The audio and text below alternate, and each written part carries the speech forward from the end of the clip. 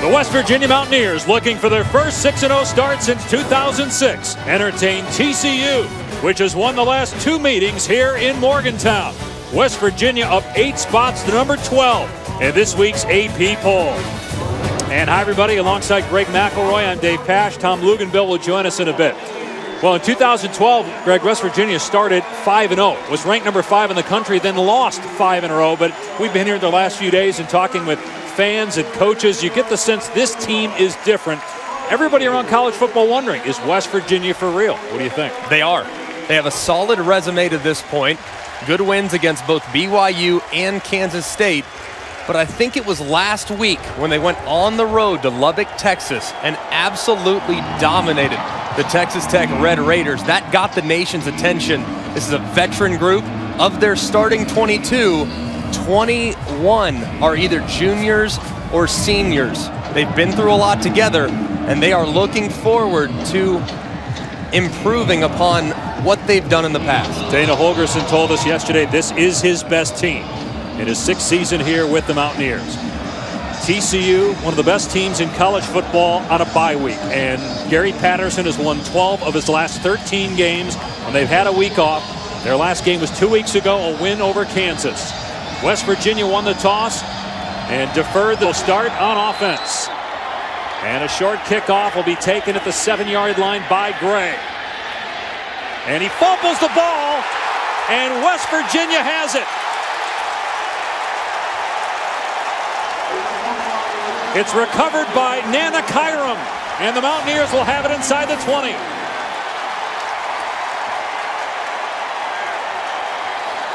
Great job by this West Virginia kickoff team. Setting the tone, getting a hand on the football. Marvin Gross forcing the fumble. Kyram covers it up. Excellent start for this West Virginia team.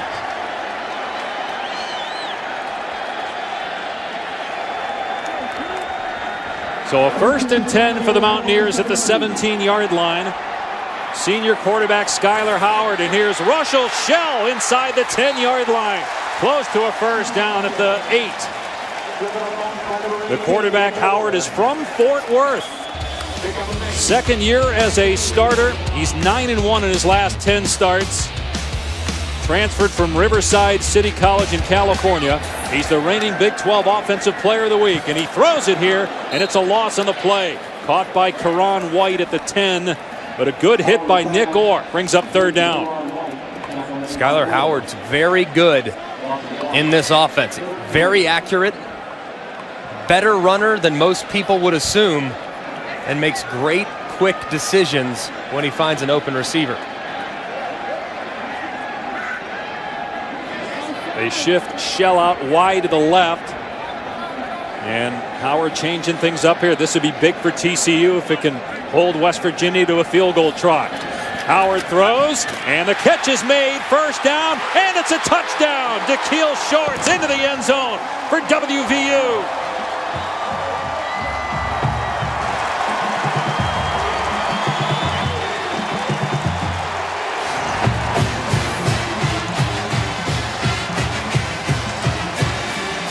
And he's in, no doubt. Touchdown, West Virginia.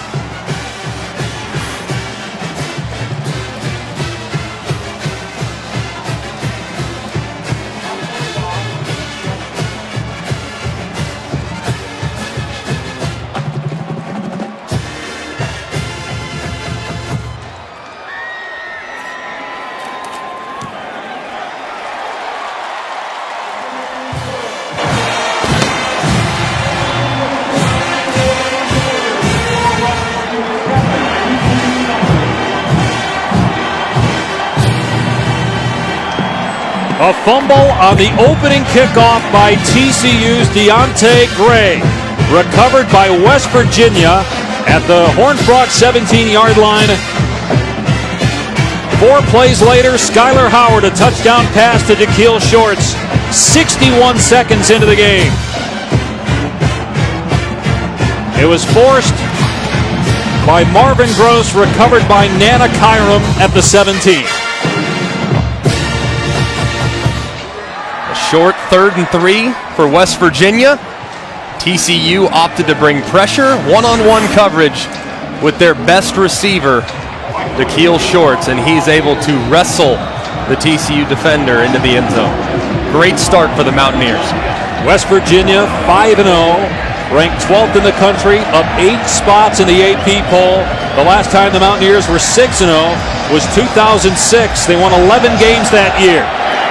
Another short kickoff. It's Gray getting a second chance.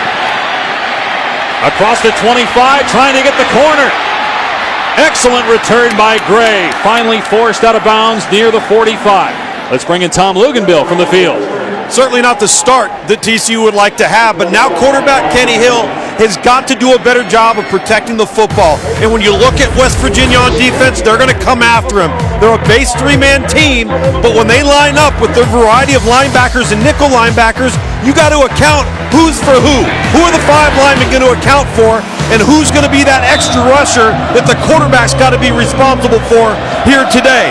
All-out blitz, cover 0, you're going to see a lot of it. They've had a really good year defensively so far. Top 25 nationally in points allowed. Here's Kyle Hicks running right, and it's an excellent first down play. He scoots out after picking up the first down at the 44. The quarterback for TCU, Texas A&M transfer Kenny Hill. He's a junior from South Lake. He's accounted for 19 touchdowns in 6 games. He sat out last year after transferring from A&M. And he's in the top 5 nationally in total offense and passing yards, but he has thrown 8 picks this year.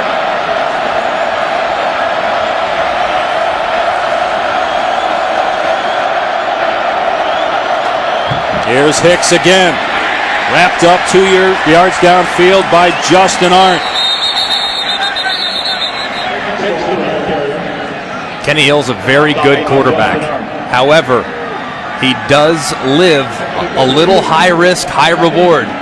Several times this year, he's thrown interceptions in critical down and distances. He needs to play a very smart game today against an opportunistic defense. Hill threw 3 picks in that narrow win against Kansas a couple of weeks ago. Here he's on target to Daniel Walsh, but he's short of the marker. Elijah Battle with good coverage. 3rd down for TCU coming up. Greg, let's see if they put anybody in the middle of the field. That second down right there, that cover 0 look that I talked about. Everybody's up near the line of scrimmage to see if they decide to go after Kenny Hill. And also, this is possible 4-down territory, so TCU might think about going for it even if they're brought short on this 3rd down play. They rush 5, Hill in the pocket, throws an interception! Picked off by Douglas! Tracked down from behind at the 35-yard line. 2 takeaways already for the Mountaineers.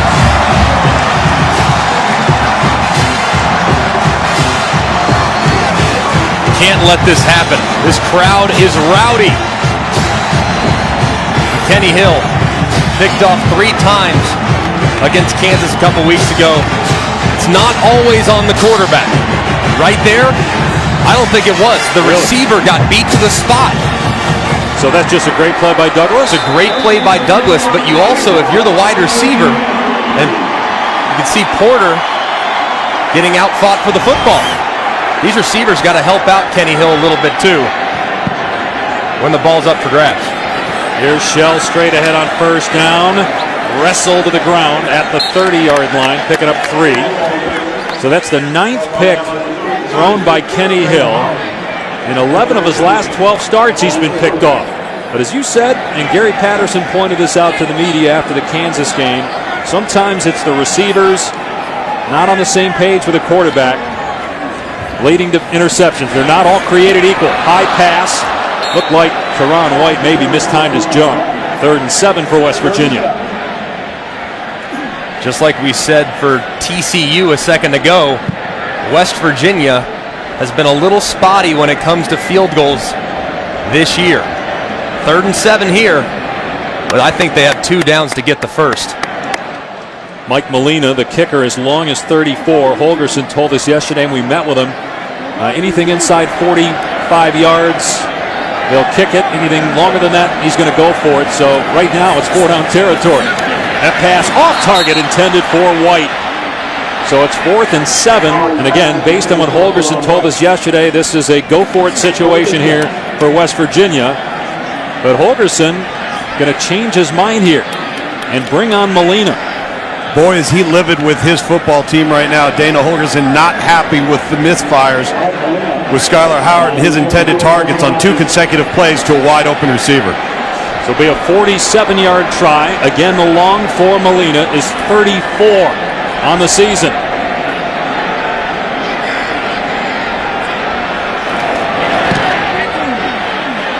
And this is no good, wide to the left. So that's big for TCU, coughing it up twice already. But that time, West Virginia comes up with nothing. Back here in Morgantown, Dave Pasch, Greg McElroy, and Tom Luganville. West Virginia with 2 takeaways, but a missed 47-yard field goal. It's a 7-0 lead for the Mountaineers. One of 11 unbeaten teams in college football going into the weekend.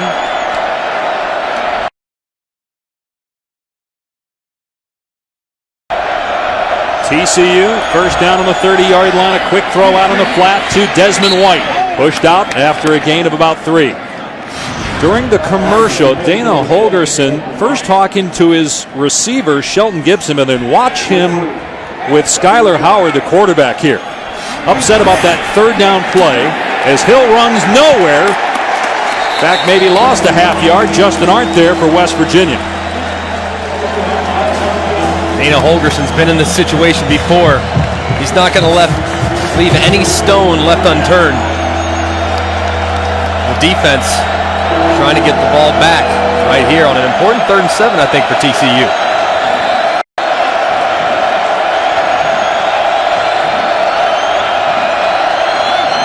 Pressure off the edge. It's picked up. Hill with a long throw. Incomplete. Whether it was Walsh or Stewart, who was the intended receiver, hard to tell. They were spaced pretty close to one another. And it's 4th down.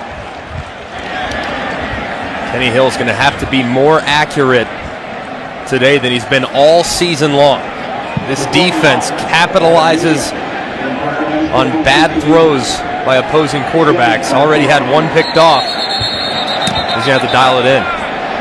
A flag down here. Movement. TCU. False start. Offense. Number 35. 5-yard penalty. 4th down. Another mistake by the Horned Frogs. That's their 51st penalty this year. Their 10th false start. You don't normally see that from a Gary Patterson coach team, Greg. They've been really inconsistent when it comes to that. 113th in the nation in penalties a game. Over 8. Nunez punt.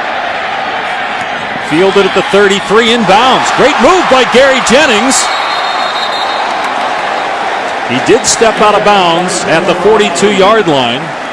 Nice return. 35-yard punt and a return of about 10 yards. Decent field position for West Virginia when we come back. 100 years. Every kiss begins with K. And in part by Cadillac.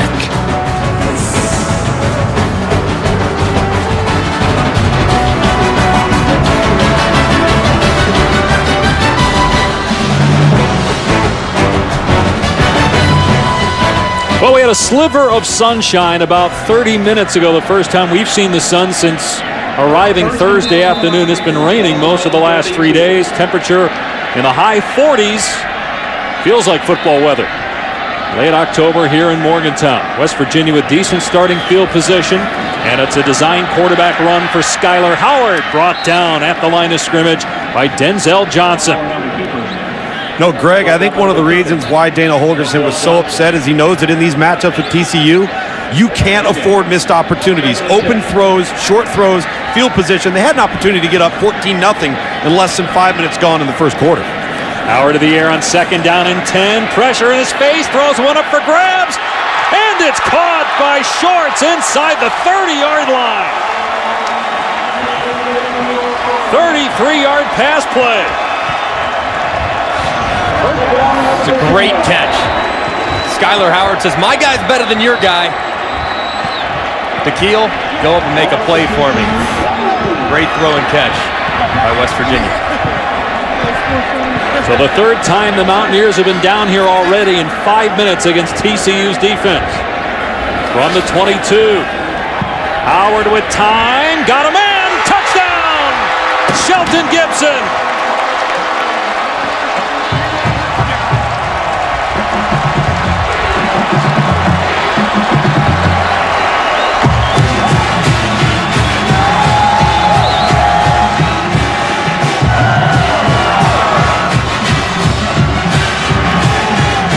That'll make the head coach happy. Way to bounce back, Skylar Howard and Gibson, the two guys he was roasting during the timeout.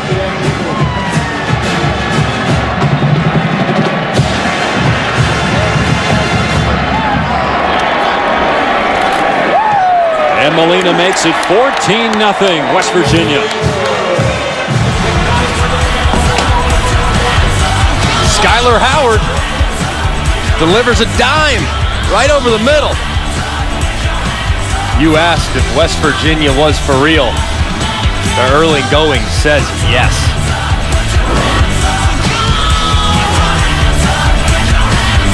ESPN. West Virginia fans happy about their football team coming into the week, and so far so good. The Mountaineers up 14-0.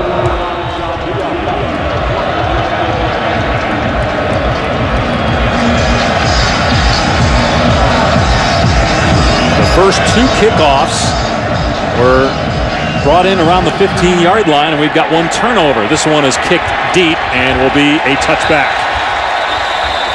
Take a look at today's Good Hands play, brought to you by Allstate.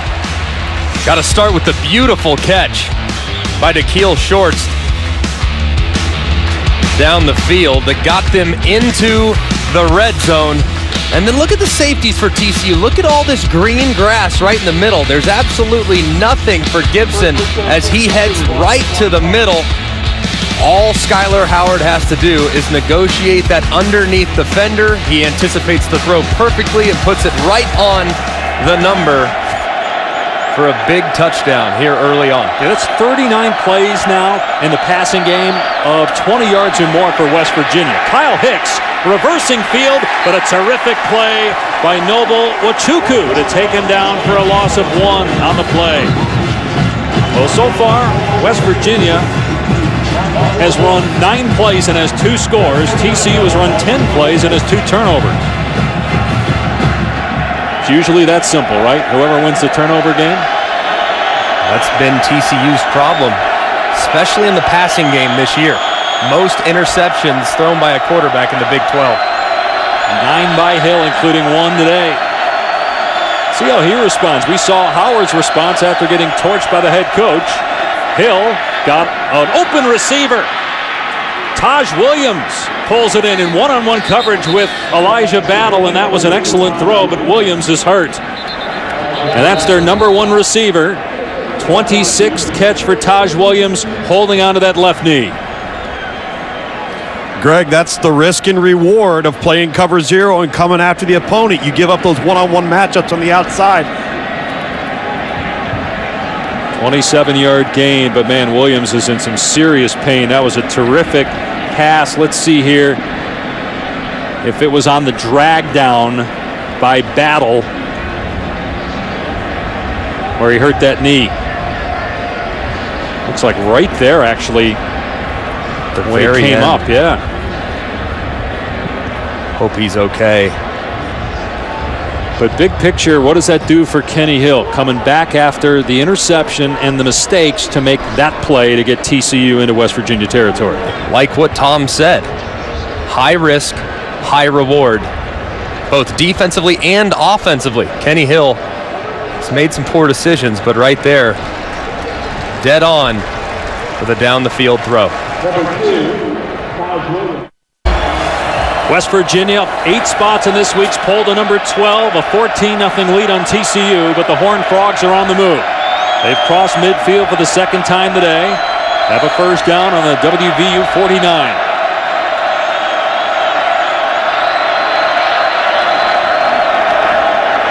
It's Hicks on the cutback. And a good run for Hicks inside the 40-yard line. And Kyle Hicks, the only player in the country with 400 rushing yards and 300 receiving yards. He has been their number one weapon in both the passing and run game this year. He is very crafty. Right there, you see him reverse field. He does that all the time. Sometimes he does get tackled in the backfield, but more often than not, he's making a guy miss and getting positive yards. He got 15 that time.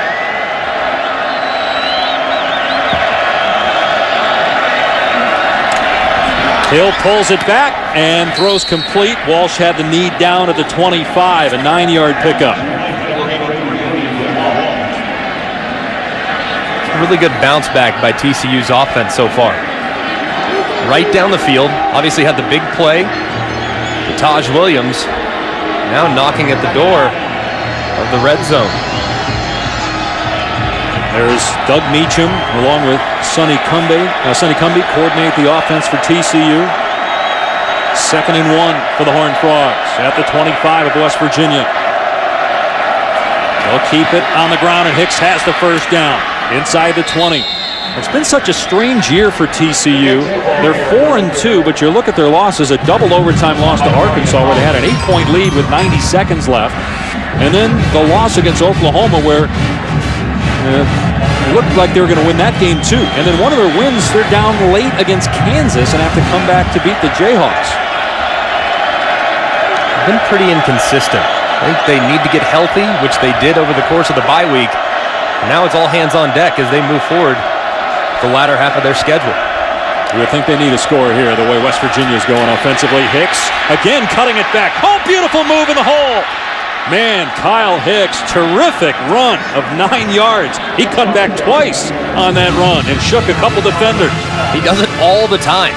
I mean, the first guy never brings him down. Even if it's in the backfield, it feels like. All 11 defenders need to rally to the football when he has it because he's tough to bring down with just 1 or 2. Carried the ball 90 times this year. He'll get it again here in short yardage and gets the first down. They had their center back, which is big for TCU. Austin Schlottman, who missed the last couple of games with a foot injury. Patrick Morris had been starting, but he's a guard. Schlottman's their best offensive lineman there at center, and especially with the tempo they play at, his experience is going to help this offense so much because of his ability to communicate. To look at TCU, they've been awful in the red zone with 3 turnovers. First and goal, though, at the 7-yard line. Hill, fade route, and he threw it out of bounds, trying to hit Daniel Walsh.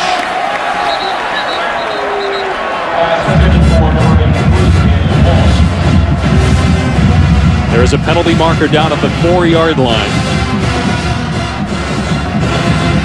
A legal man downfield. That's another unnecessary mistake by TCU there, more than 3 yards downfield on a fade route. Ineligible receiver downfield on the pass. Offense, number 51. 5-yard penalty.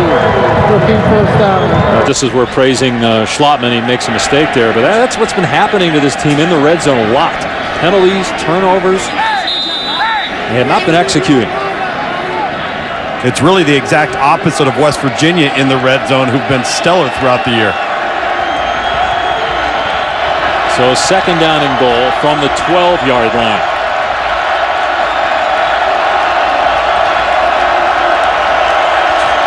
I'll check that 1st and goal because of the penalty. Play clock at 1. They snap it in time. No, they didn't. The official stops play. The back judge threw the flag. Another infraction on TCU. Prior to the snap, delay of game, offense, 5-yard penalty, it's first down. That absolutely can't happen. Play clock's running down. You have to have a sense of urgency. Sure enough, it's a good call by the official. Kenny Hill's got to pick it up a little bit there because yards are like gold in the red zone. interceptions, play clock, pre-snap penalties. It's been ugly so far for TCU.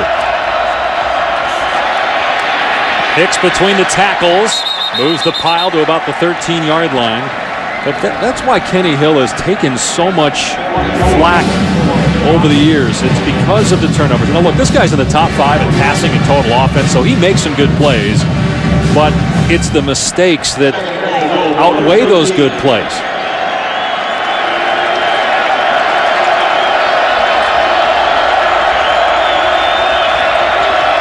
On 2nd and goal, Hill to the air, has time, and he's got Hicks, but he's dropped immediately. Justin Arndt, the first-year starter. It's a 215-pound linebacker, did a pretty good job covering Hicks there. 3rd and goal. You mentioned Kenny Hill being smart with the football. You're inside a field goal range.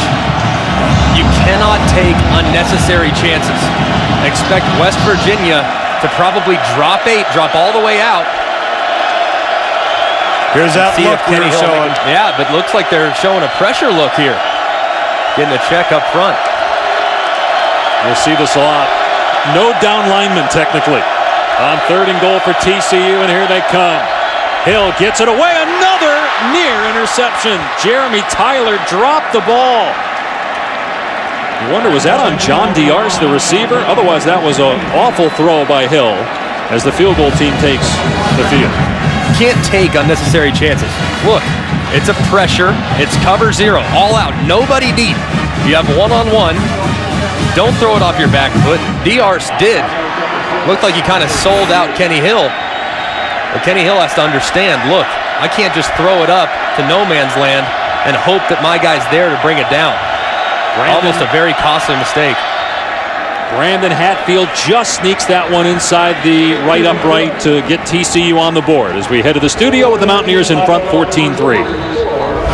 All right, Cassidy, if you had to say right now between the Pac-12 and the Big 12, and maybe the answer is both, who is most likely at this point to get left out of the playoff? I would say the Big 12. And West Virginia has been outstanding. Baylor's undefeated as well. Oklahoma, a lot of people think they might be the best team in the Big 12. They already have 2 losses. One to Houston and then obviously one to Ohio State. The Pac-12, Utah, only 1 loss. Not really an impressive performance so far this season, but only 1 loss. Washington's undefeated, appears to be the class of the Pac-12, but it's that 13th data point, though. The championship game. The Big 12 does not have one. The Pac-12 does. I think that's a big deal to the committee. You got Baylor that plays here at West Virginia to end the season. From the 5-yard line, Shelton Gibson. Out of bounds at the 24. All right, let's bring in Tom. What do you think, Luke? Big 12 or Pac-12? Most likely conference to be left out of the playoff, or is it both? Well, I think right now it's the Big 12, and as we're sitting here in Morgantown, you've got to look at the schedule the rest of the way. West Virginia's sitting here playing host to TCU. You mentioned they host Baylor, but they also host Oklahoma.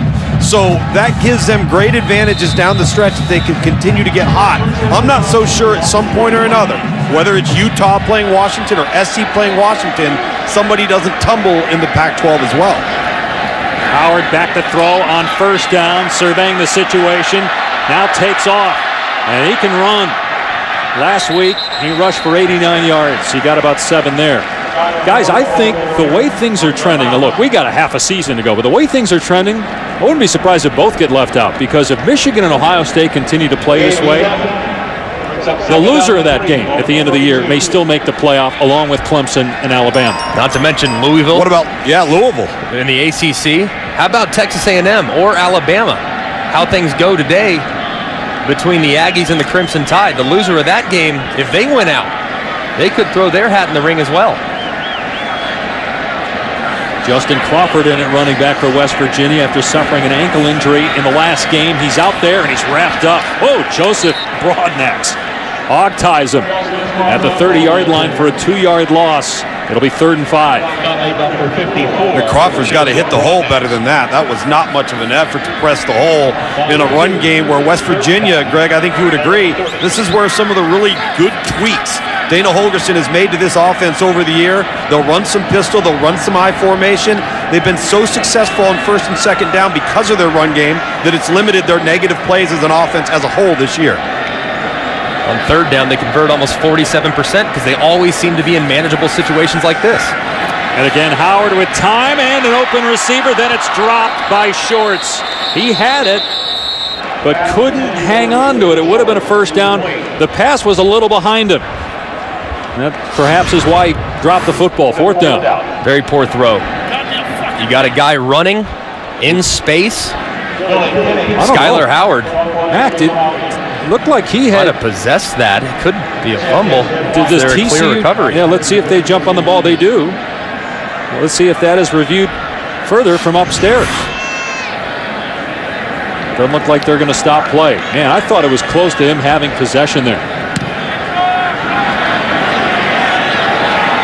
And having trouble with the football on the return is Desmond White, but he's able to track it down. 47-yard punt, ball on the 24 for TCU. Now tonight on ESPN, an SEC top 25 doubleheader with Auburn, Arkansas at 6, and then at 9, Ole Miss and LSU. And Ed Orgeron get another win for the Tigers as their interim head coach. Ole Miss is 3-3. We saw him. Oh man, we saw him play against Georgia. That was an impressive football team, talent-wise. That wasn't a 3-3 team on that day. Absolutely not. They could slip to 3-4 though, because going to Tiger Stadium at night, you know Death Valley's going to be rocking. Obviously, the voters feel that they're pretty good. 3 losses and they're still ranked higher than LSU. First down, Kenny Hill, and here comes a reverse to Deontay Gray, who fumbled the opening kickoff. He's past the 30-yard line. Justin Arndt tracks him down after a 9-yard pickup. Deontay Gray obviously put it on the deck earlier like you alluded to. He's been pretty valuable to this TCU team though. Play a little defense, play a little offense, obviously key in the return game. He's been valuable to this team. And we haven't seen Kevontae Turpin yet, who might be their best offensive player. He's missed the last 3 games with a knee injury. We're told he will play some today, but we haven't seen him yet. Hicks gets the first down and more, runs into the official. That's the best tackle made all day on Hicks. And it's by the umpire. The umpire? He didn't wrap him up. He didn't have to.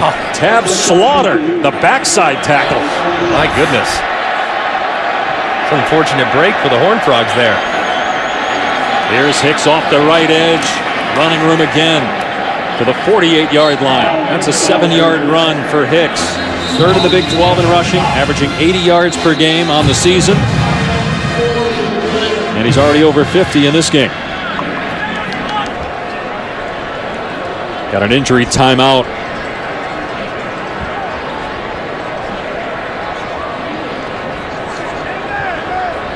Jared Harper, starting strong safety, the leading tackler for West Virginia, shaken up. Now, we thought we might have a shootout based on history between these two teams and how potent the offenses are. Kind of a wild start with, as we mentioned, Gray fumbling the opening kickoff. The Mountaineers convert a touchdown to Shorts to go up 7-0. And then Howard with a deep ball. Shorts with an incredible catch, setting up another touchdown pass. This one to Gibson. TCU comes back with a field goal and now has the ball near midfield, trailing though the Mountaineers 14-3. If I'm TCU right now though, have the ball. I don't know if I could have played much worse the first couple possessions. Obviously, fumbling the kickoff return, and then allowing an interception. And yet you're still down 11 points with the ball driving. This TCU team, they've come from behind before. Did so a number of times. Most recently, coming back in the fourth quarter against Kansas 2 weeks ago. So they will not be intimidated. It's a young team, however. They can score points, and Gary Patterson's one of the best in the business when it comes to making adjustments. It's not about moving the football. That's something we know that TCU will do. They're in the top 10 nationally in total offense. It's the turnovers. It's the mistakes, the penalties, the giveaways that have hurt TCU. And that's why there's only stats that matter, like red zone production, turnover margin, converting third downs. You can take total offense and all the yards and throw it out the window. In this day and age, you're absolutely right, Tom. On 2nd and 3, they'll keep it on the ground. It's Treboris Johnson. He gets hit hard, but it's a first down. So TCU, for the 3rd time, is in West Virginia territory. The last time the Horned Frogs lost more than 2 games in a season, you got to go back to 2013. They were 4-8. Trevon Boykin was playing wide receiver. So Gary Patterson, because they lost 8 games, said, I got to change things offensively. He hires Sonny Cumbie. He hires Doug Meacham, who, like Dana Holgerson, come from that Mike Leach tree. It changes the offense. Boykin goes to quarterback, and they're a national title contender for a couple years. But again, this year, a couple of losses because of the mistakes. Here's Hill making a good decision. Instead of forcing it, taking off and picking up positive yardage to the 43-yard line. It's a 4-yard run. You know, Greg, as a quarterback, whether you're a runner or not, when you see the middle of the field open and there's no safety help anywhere, part of your progression read becomes running the football because there's nobody to account for the quarterback. And to your point, Dave, that was a fantastic decision-making right there, because when you go 0, take off and run if you don't like what you see. I don't think I would have taken off and run, to be honest with you. You would have been sacked? I would have been sacked. If it's cover 0, the likelihood of me escaping, very, very small. So either teams didn't run cover 0 back in 2009 when you guys won the championship, or you had a great offensive line. A little bit of both. 14-3 West Virginia over TCU after 1 quarter here in Morgantown, as West Virginia looks to go 6-0 in the season. We'll return after this message and a word from our ABC stations.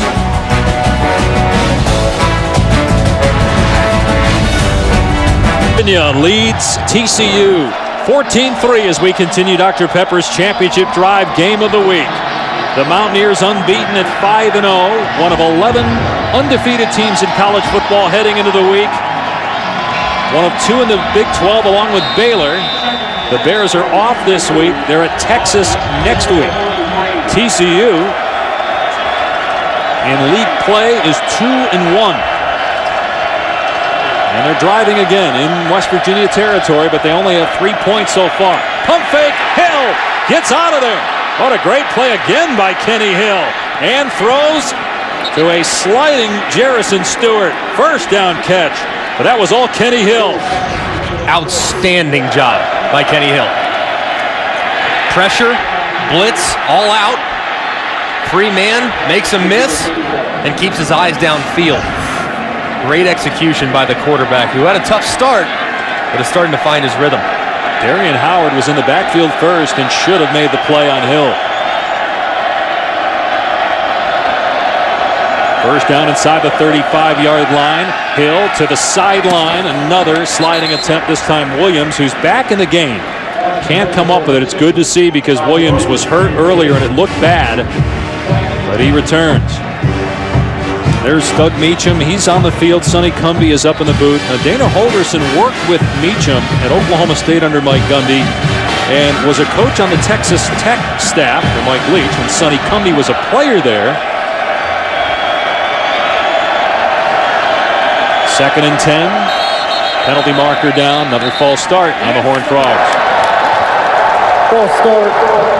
Offense, number 69. 5-yard penalty. It's 2nd down. Gary Patterson's a defensive-minded head coach.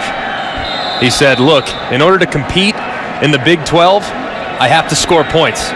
He says, who are the best, most innovative minds I can find? Doug Meacham is the first guy he called. Look at the numbers, look at the production, and how much it's changed since 2014. Unbelievable. And Greg, we see, though, how TCU and West Virginia, for that matter, seem to be run-first teams. Here's a shovel pass to Hicks inside the 30-yard line and dropped at the 25. So that's a 14-yard pickup. We were talking with Dana Holgerson yesterday about how much they're running the ball, and he said basically Mike Leach has kicked him out of the club, won't even talk to him anymore. You're gone. No, you run the ball too much. You're not in the air raid system anymore. You got to run the ball, though.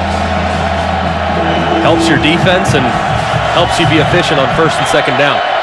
That was a good play there on 2nd down to get him in 3rd and 1. How many will the Mountaineers bring here?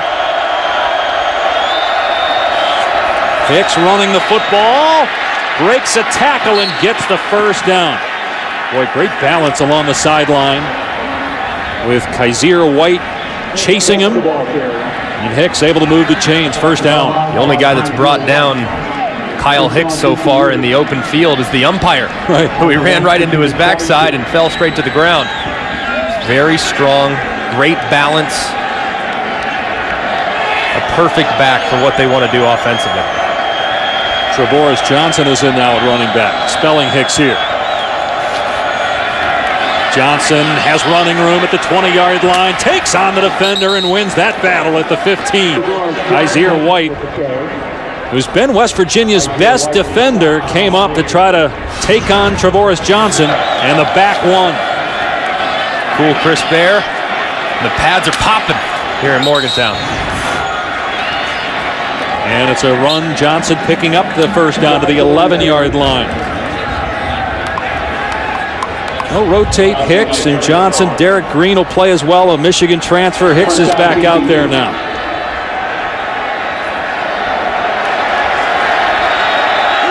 Just outside the 10-yard line.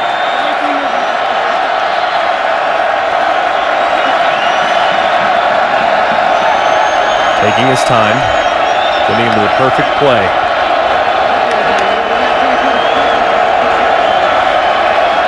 Hill to the air, got one-on-one coverage. A perfect back shoulder throw to Jalen Austin. TCU touchdown. And give Kenny Hill a lot of credit. He started poorly, but has really come on the last couple of drives. That was a dart, back shoulder. It's a great throw. Great adjustment, great audible. When you make a check like that in the pre-snap and you're able to execute it, the entire offense will feel very confident moving forward. That's 5 touchdown catches on the year for Jalen Austin. The extra point is good. TCU, after West Virginia got off to a hot start, leading 14-0, has scored the last 10 points. Kenny Hill's 13th touchdown pass of the season, and the Horned Frogs are back in the game. Kenny Hill was at Texas A&M a couple of years ago, got up to that great start, but then his team struggled, he struggled, ran into trouble off the field, was suspended at A&M, transferred to TCU, and talking with Gary Patterson this week, he's talked a lot about the maturity of Kenny Hill. I know that he had that motion that he claims was not a throat slash earlier this year that maybe cost a game for TCU as Shelton Gibson returns it past the 25-yard line and finally brought to the ground at the 33. Look at the touchdown. West Virginia loves to bring pressure. They dialed it up again right here. Instead, Kenny Hill decides to audible, give you a one-on-one with extra protection on the outside. He throws a perfect back shoulder throw that is absolutely impossible to cover. Great adjustment, great check, and great throw. Kenny Hill's bounced back after a rough start. 2 for 4 with that pick, and then he's completed 6 of his last 8, including that touchdown. They're going to run Russell Shell. This is only the 13th play by West Virginia's offense in this game. He steps out of bounds near the first down marker with Traven Howard, the number 2 tackler in the Big 12, pushing him out. It's a 9-yard play, though.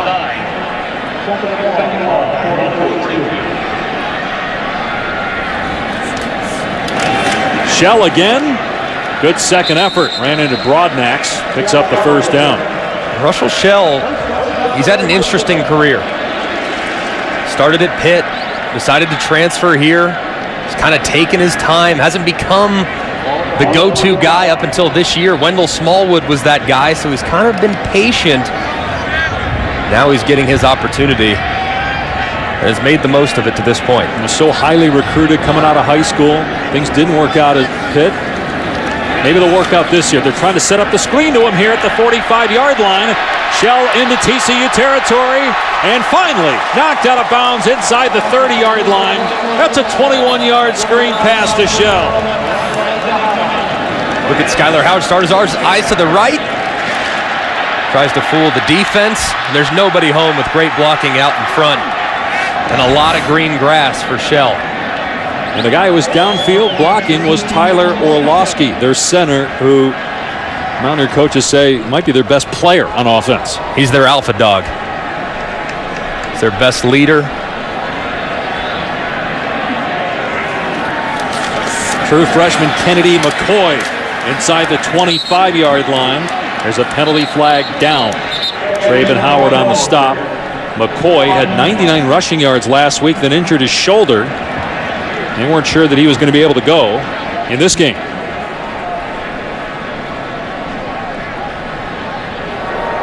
Personal foul, hands to the face. Defense, number 95. At the distance of the goal. Automatic first down. That's on Aaron Curry, and again, this goes back to what we talked about in the first quarter. It's these kind of penalties that get you beat, and it's a big reason why they've lost twice, and they've hurt themselves in this game because of penalties. 95, you see that right hand up into the face mask of Orlowski. It's a good call by the officials. TCU's got to quit making mistakes like that, giving free yards to their opponents. 32 penalty yards. Howard back to throw, has somebody in the flat. It's caught by Jennings to the end zone. Touchdown, West Virginia. Man, was he open.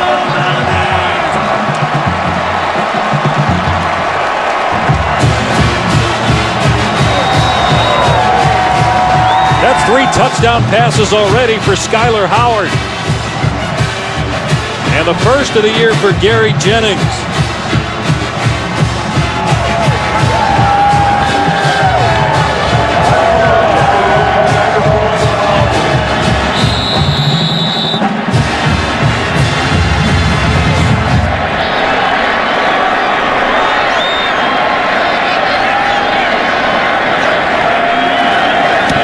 Molina makes it 21-10, West Virginia. Skyler Howard only has 9 attempts. 3 have gone for touchdown. Doesn't get much easier than this. Throw it out in the swing route and let him go. Touchdown, Mountaineers.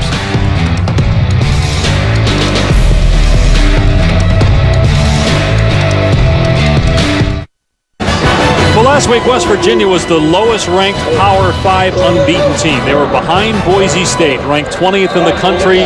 Mountaineer fans weren't the only ones wondering if this West Virginia team was for real, because you remember 4 years ago they started 5-0. They got to number 5 in the country, then lost 5 in a row.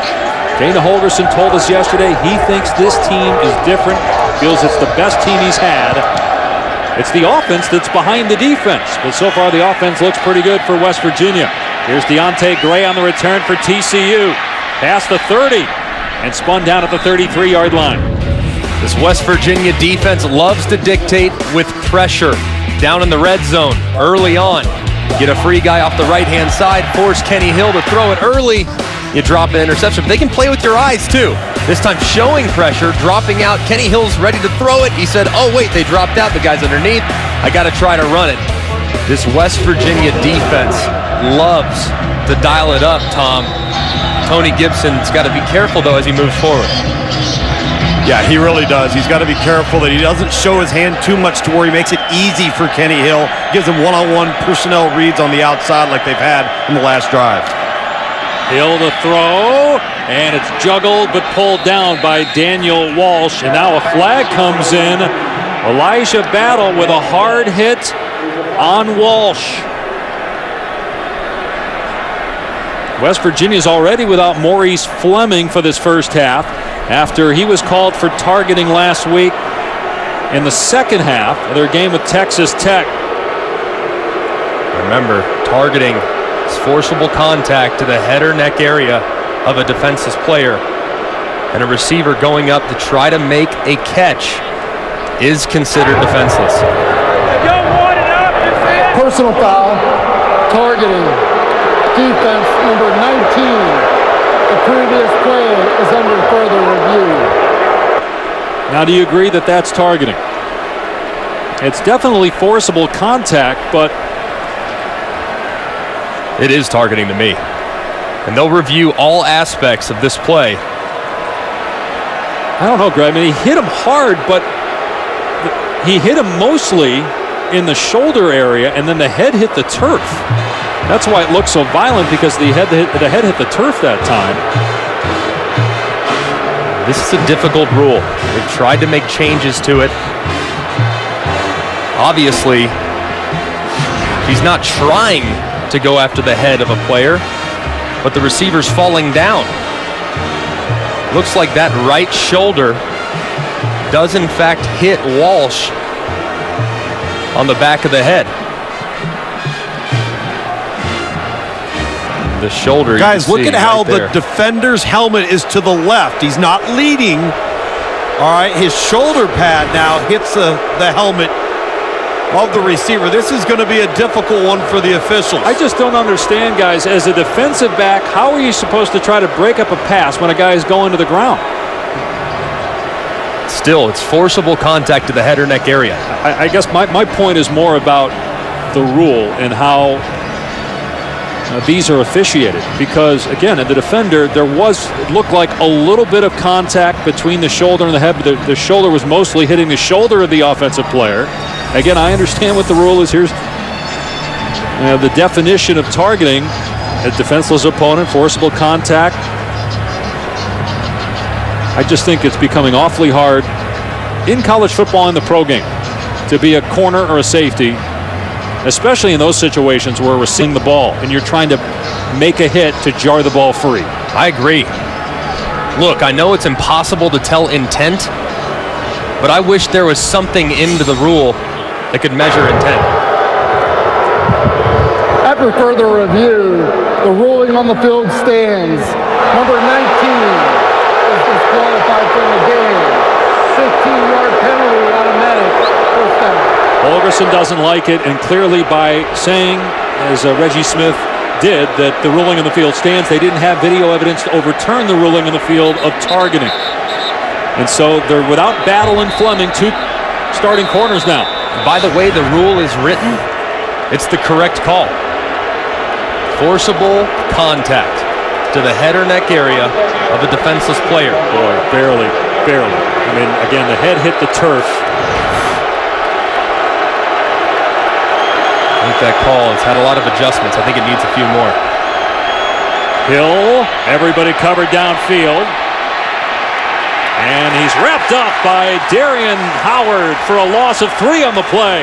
Howard missed on him earlier, but got him that time. Hey, Greg, I really like this change up here.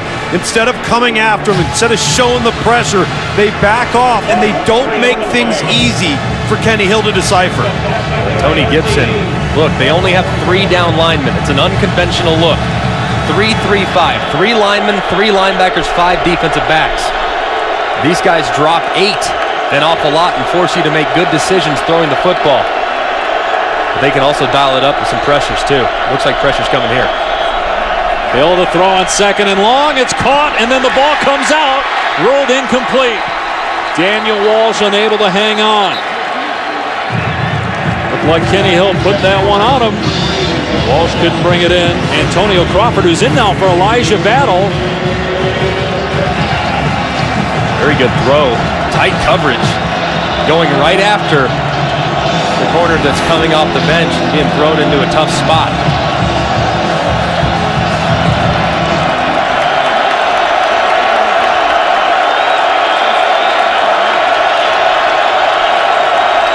Hill on 3rd down and 12. It's a shovel pass to Hicks. Hicks in trouble, wrapped up, and brought down. Adam Schuler. Well, they got 14 yards on that play earlier. The Mountaineers read that one better. John Lewis in there as well for West Virginia. And TCU will punt the football. Greg, that play should have gone, man. They had 5 in the box. Wow. Good job, West Virginia on defense, playing off blocks. Great job recognizing it, too. They didn't rush, get too aggressive, come upfield. They held their water just a little bit and rallied to the football. So Adam Nunez to punt here. West Virginia coming after it. Nunez gets it away. That is a terrific punt. Fair caught by Gary Jennings around the 6-yard line, backing up the Mountaineers, who have a 21-10 lead. Dade Allstate has contributed millions in scholarship funds. Elijah Battle ejected from the game for targeting, so you can't be on the field, but he found a spot to watch the game. He's in the West Virginia weight room, which is in the end zone, just behind where the Mountaineers are operating here on their 7-yard line, as Russell Shell bursts through the line of scrimmage and gets out to the 12, picking up 5 yards. He's there in the end zone. Just hate it for him. Trying to go in, make a good form tackle, wrapping up, not leading with his head. The way the receiver falls, it ends up to where his shoulder hits him in the helmet.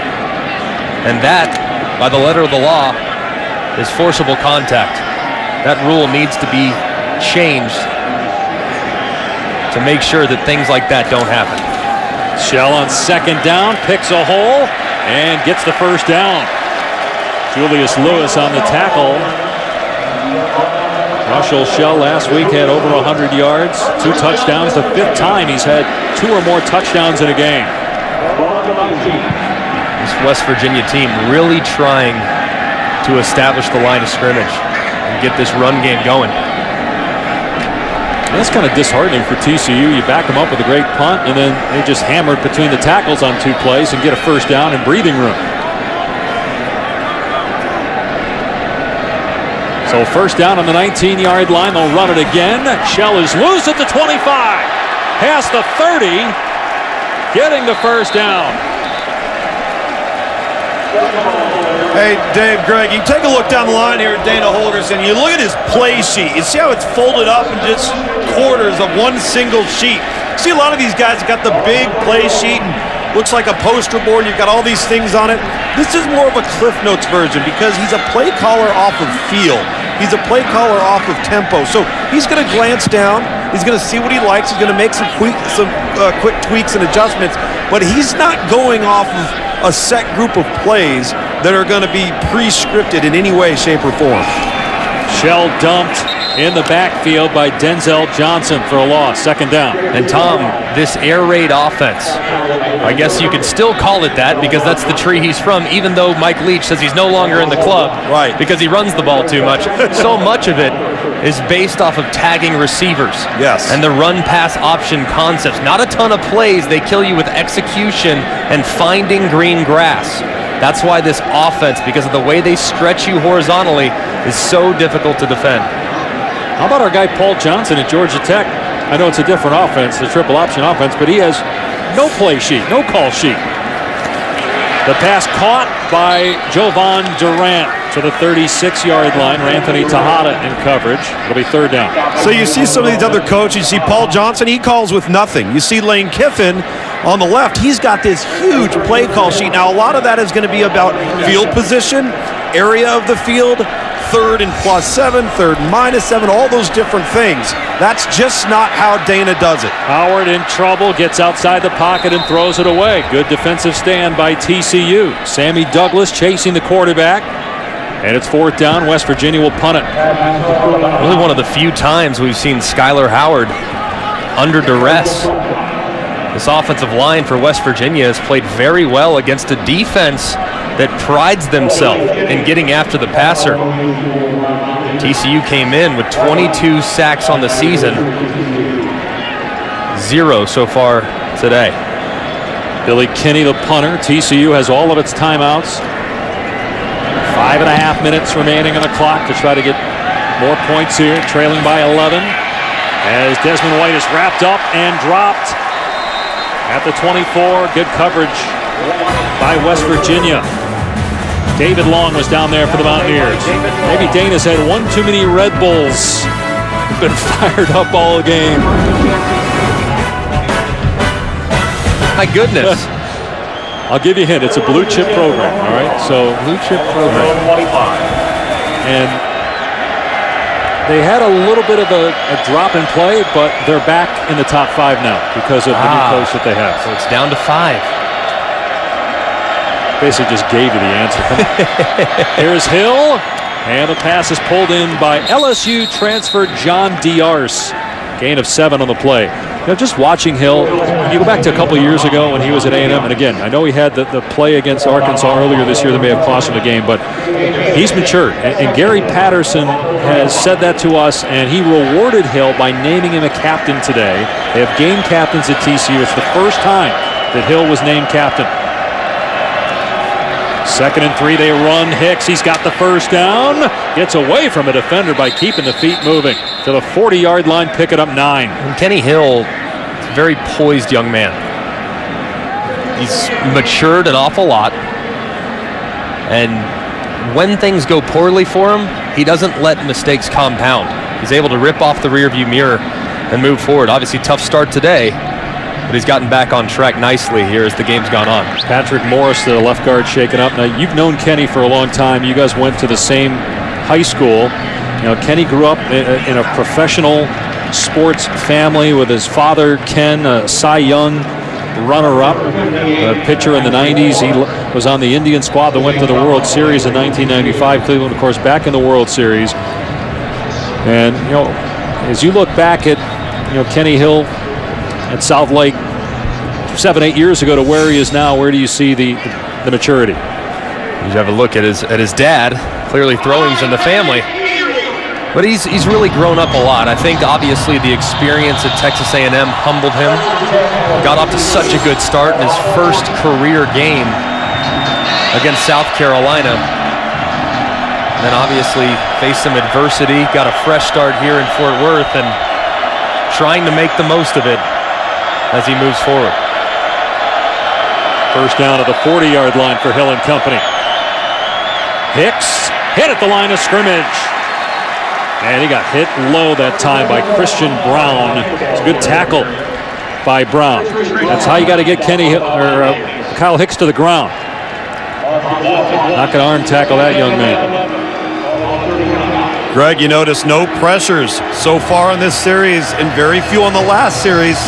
Changing things up for this TCU offense in terms of the looks they're giving them. Doing a good job mixing coverage and blitzes, are they defensively. Here's Trevoris Johnson trying to find running room. It's not there. Christian Brown again. Al-Rashid Benton, the middle linebacker for West Virginia, was in there. So was Wachuku. This Mountaineer defense flying to the football right now. Talked a second ago about pressures. I think they'll play coverage here. Don't want to give up a big play. I think they might drop 8. Forced Kenny Hill to read the secondary. Think about it. They lost 9 starters from last year's team and their best player, Drayvon Henry, to an ACL in camp. They're able to tackle Taj Williams short of the line to gain. It'll be 4th and 2. That's Antonio Crawford, who's filling in for Elijah Battle. Would love to break that glass and run onto the field right now. As he watches it from the end zone, he was ejected for targeting. TCU has a decision to make, but elects to punt the ball here. Good job by Crawford to transfer from Miami to make that play in the open field to force the kick. Crawford's been targeted twice already. They recognize that he hasn't played quite as much, obviously, as Battle and some of the other guys in the secondary, even though he's a senior. Nunez going to angle this one to the near side, and a perfect punt. Goes out of bounds around the 8-yard line. Back-to-back great kicks by the redshirt freshman, Adam Nunez. All right, let's answer today's Aflac trivia question. I'm sure everybody's figured this out by now. Basically, quarterback in the NFL is their coach. I'm going to go with Michigan.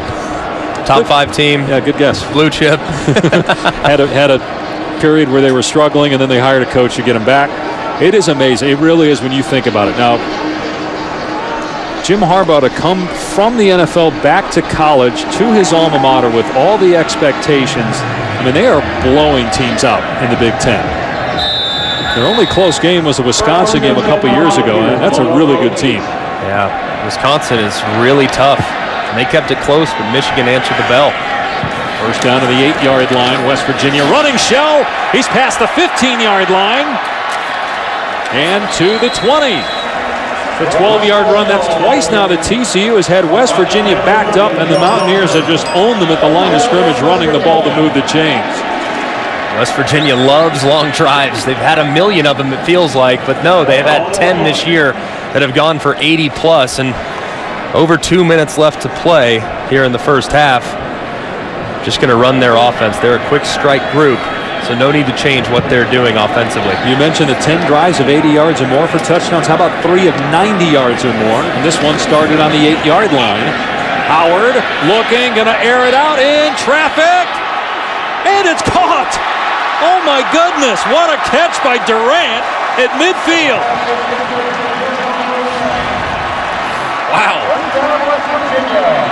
Not the best decision I've ever seen. Oh my goodness. Throwing into double coverage. He backhanded that. What a catch. Skylar Howard needs to buy Durant some lunch. So Shorts make a great catch in the first quarter. Now it's Durant trying to set up the screen here. Dumping it off to McCoy, who could not hang on. It's incomplete. Sammy Douglas with the hit. Forced the ball out. Greg, so much for don't throw late over the middle. Yeah, in a double coverage. Don't take chances in the last 2 minutes. All the things go out the window when you have receivers that are able to make catches like that. Look at it one more time. My goodness.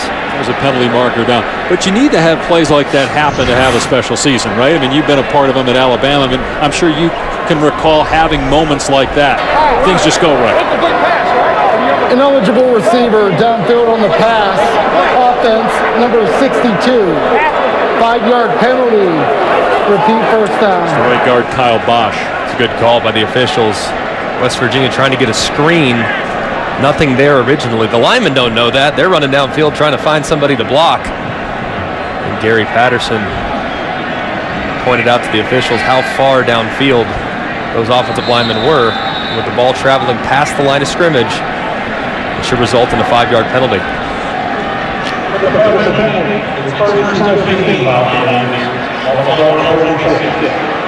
Minute 31 on the clock. Mountaineers will run the ball. Here's McCoy, nowhere to go. It was Traven Howard and Aaron Curry teaming up on the tackle.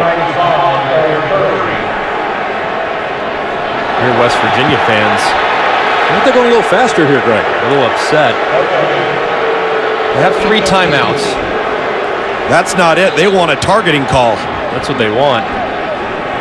They're not going to get it, though. All right, let's go to Cassidy in the studio while we have a moment.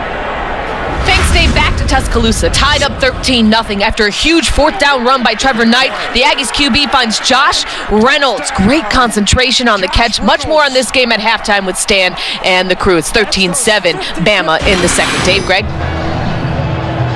So A&M back in the game in Tuscaloosa. Here, West Virginia in command with the ball near midfield. We were asking why West Virginia is not really playing all that fast. Don't really have to. When you have a quick strike offense, you're sitting at 2nd and 15, tough spot to be in. I don't think the tempo needs to go through the roof, because a couple incompletions can give the ball back to TCU, and they have 3 timeouts at their disposal as well. You can be smart with the clock in the Big 12 because of how good the offenses are at just about every single spot. Well, they've run 26 plays, and they're averaging 8 yards a play. So quick strike, and they're getting yardage in chunks. 4 passing plays of 20 yards or more, 2 rushing plays of 10 yards or longer. 2nd and 15. They're going to run McCoy, and again stood up, but keeps the feet moving to at least get a couple of yards. James McFarland, Ty Summers there for TCU. TCU's going to burn a timeout here, seeing that it's 3rd and long. Smart there. Trying to get another possession. All right, so we talked at the outset, and I asked you if West Virginia is for real. You said that they are, and there's really nothing we've seen so far in this game to lead us to believe anything different, right? They're very balanced. They're really good on the defensive side of the football. They love to dictate. The secondary was a concern coming into the season. They've played very well today, even against a good high-powered passing attack at TCU. And then offensively, look at the way they're running the football. They've been effective, averaging 8 yards a play to this point. I think this team, they can beat you in a lot of different ways, and they came out ready to go today in their early going. The guy who's impressed me the most is Howard. 3 touchdown passes for Skyler Howard in this game. He's got 11 on the season. Only 4 interceptions. See how he does here in 3rd and 13 with a play clock at 2. And it's going to be a quarterback run for Howard, and he's got the first down inside the 40-yard line. Now you can expect to see a little tempo. It's Virginia. Great play call there by Dana Holgerson to get his quarterback in space. Bad defense, though. I mean, don't you have to think that might be coming there? I mean, there's nobody in the middle of the field that time. Howard with time, now in trouble. Just shoves a D lineman out of the way and picks up about 6 or 7. That was Aaron Curry that had pressure. Howard's only 207, but the guy that was 307 was on the ground. Pretty good stiff arm there by the quarterback. I like Skyler Howard. He's got a good feel. It's the ball out of his hand, very quick. Very capable runner, accurate, and improving as a leader every single day. They say that's the one thing that it took some time for him to get used to, is stepping up in that regard, and that's a big reason why they're 5-0. On 2nd and 6, pressure off the edge. Howard steps up and wrapped up at the line of scrimmage by Aaron Curry. The Mountaineers need to call a timeout here, and they will. 28 seconds left. And this could be a problem here for West Virginia because their field goal kicking unit has struggled this year. Mike Molina's long is 34, and they already tried a 47-yarder earlier and missed it. And right now it'd be 51-52. Missed the first one bad left too, so definitely need to think about 4-down territory possibly. All right, let's take a look at this week's college football rankings brought to you by Northwestern Mutual. The Mountaineers are 12th. Looking at the top 5, A&M and Alabama, and a good one, Michigan just destroying Illinois. Ohio State and Penn State tonight looking for 21 consecutive road wins. Clemson is off. Boy, Louisville hammered NC State today. And how about Purdue leading in Lincoln? The Badgers with the nice win at Iowa today. Purdue in their first game without their head coach, Darrell Hazel. Howard 1 of 4 on 3rd down. The one was pretty good. It was a touchdown. He's in trouble here, and he just throws it away. It was Josh Caraway who tracked down Skyler Howard, who was outside the pocket, got it back, crossed the line of scrimmage. Well, wait, a flag is thrown though. Boy, I thought he was outside the pocket that time. I don't think the ball got to the line of scrimmage. The quarterback was out of the pocket.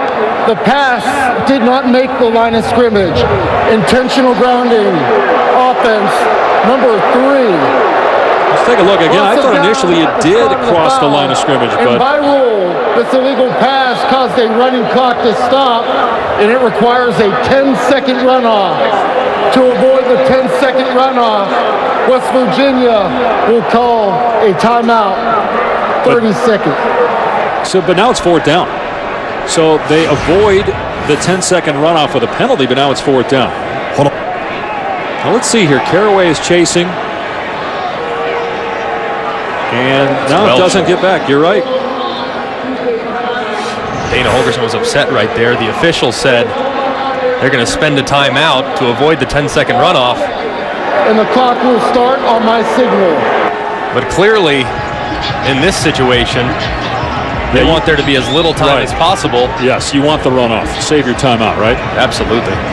So 12 seconds left. It's 4th and 23. Although you got to punt the ball. Why is your offense on the field? The clock's going to start. The penalty is 4th and 23. Ball at the 50. There's some discussion going on here too.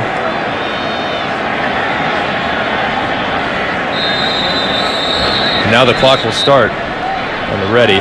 And West Virginia will take a timeout now. Yep. And now they'll get the punt team out there. Dana Holgerson is so upset with his officiating crew, and it's not just right now in terms of the official assuming they'd take the timeout. He's been on this crew on the sideline the entire first half. Yeah, I think he's mad because the official, maybe, at least he thinks, and we're trying to guess here, didn't give him the information about that they would restart the clock. I'm thinking he's probably wanted to allow it to run down to 3-4 seconds and maybe heave one towards the end zone. Yeah, maybe he was taken off guard, and that's why he called the timeout right away instead of waiting. Or don't even use the timeout, just let the clock run out to. Tom, see if you can go ask him what he was trying to tell us. Sure, he'd be glad right now to answer that. You know what? I think he's going to be thrilled to talk to me at halftime. I got to be honest with you. He is very vocal right now. And they're going to send the punt team out. But again, I think he just let the clock run out, let the half end. We've seen crazy things happen. 10 or fewer seconds in a game and punts. Kenny gets rid of it. TCU did not have a return man down there. And the Mountaineers with good coverage, and that will end the half.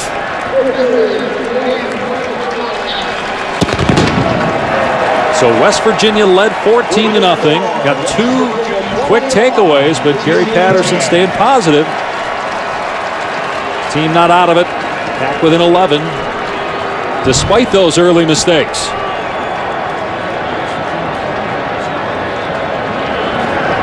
Skyler Howard, 3 touchdown passes for West Virginia. Let's check in with Tom. Coach, what are you so upset with there at the end of that first half? Well, some of that stuff I can't talk about, Tom. We're just obviously trying to get some points there. Didn't agree with a couple of things that happened out there, but we got out. At least we didn't get give them the ball back. Some passion from you throughout the entire first half, but some frustration as well at times with the offense. What are you not seeing that you got to get out of this group? Well, I'm just routine plays more than anything. I mean, that's a frustrating defense to go against. They're pretty good against the run. We pride ourselves in trying to run the ball, so we're going to have to regroup and come back out in the second half, try to run the ball, and then take advantage of some big plays as well. All right, thanks, Coach. Okay. West Virginia does get the football to start the second half. And we will send you back to the college football studio after these messages.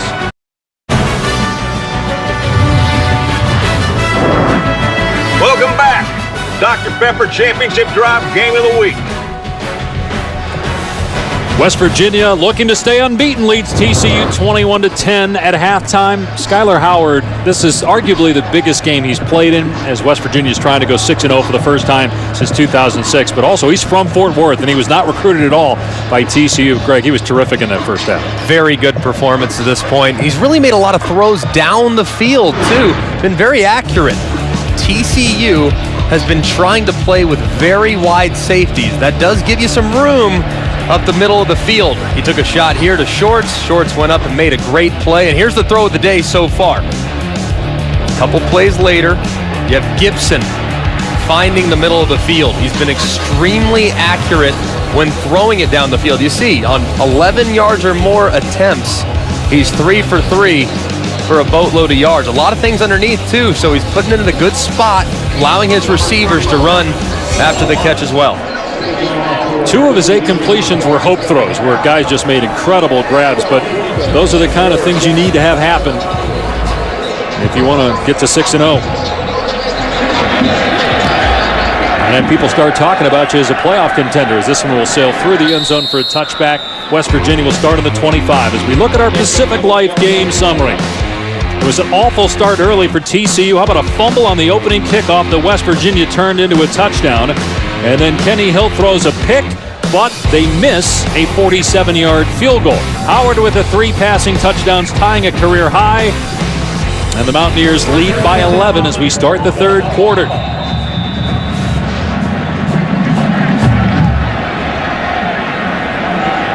Russell Shell in the backfield. He had 59 yards on 9 carries. And they're going to give it to Shell on the delay.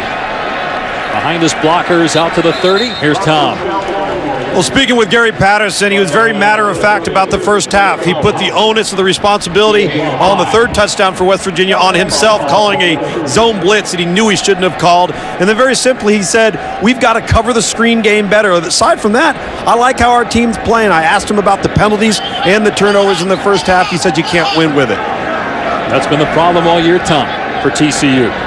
While they're 4-2. Pass to Gibson is the first down to the 37 with Traven Howard in coverage. That's the 9th completion of the day for Howard. I always thought the first possession of the second half might be the most important possession in the entire game. You make your adjustments, you see what the other team's doing and what they changed at halftime. And if you can go out and get some points, your likelihood of winning the game is extremely high. So West Virginia needs to put one together here. And what TCU does well is almost negated in this game. They get after the quarterback, 22 sacks in the year, 7th in the country. But because Howard gets it out of his hands so quickly, it's hard to get there. Howard stepping up, and they got pressure that time, but Howard, pretty athletic, got out of there. Spilled by Traven Howard at the 43. A 6-yard pickup for Howard. Time a good job by TCU. Nothing open downfield. Skylar Howard recognizing that, not forcing a bad decision, and escaping north and south to set up a second and manageable.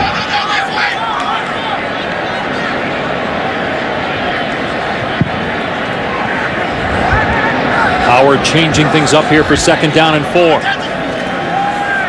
And it's true freshman Kennedy McCoy brought down for no gain by James McFarland and Aaron Curry. Gary Patterson changed his shirt at halftime. Now this worked in the Alamo Bowl last year. It was good luck. He changed his shirt. They were down 31-0. They come back and beat Oregon. So he says, you know what? Our season on the brink here. We want to win the Big 12. We got to win this game. I'm doing it again. Why not? If it ain't broke, don't fix it, right? I guess that first half shirt wasn't going the way he wanted it to. His defense trying to get off the field here on 3rd down and 4 as that pass is caught on the sideline by White at the 34-yard line. That is 3 fantastic catches by West Virginia receivers in this game.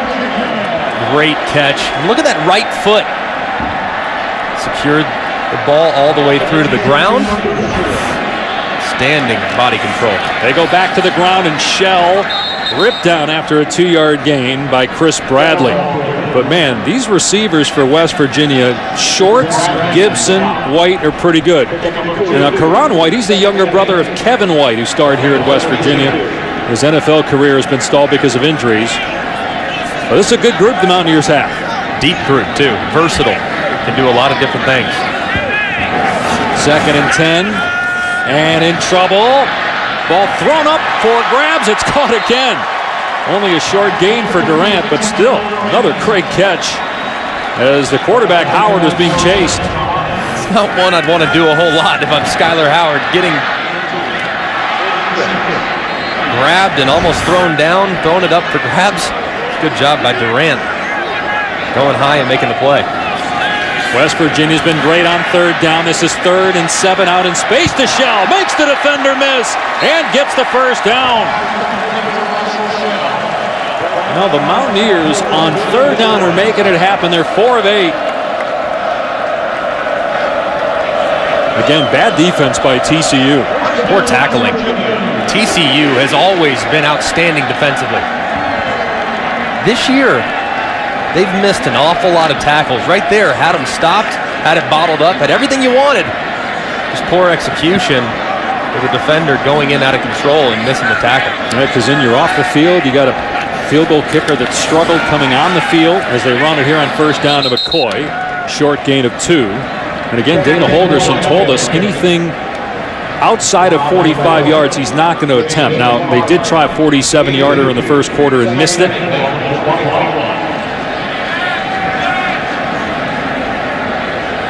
Got some towels blocking the signals that he's making to the offense. Probably because on the other side, there's some guys that are very familiar with this offense, and Sonny Cumbie and Doug Meacham. West Virginia may have to burn a timeout here.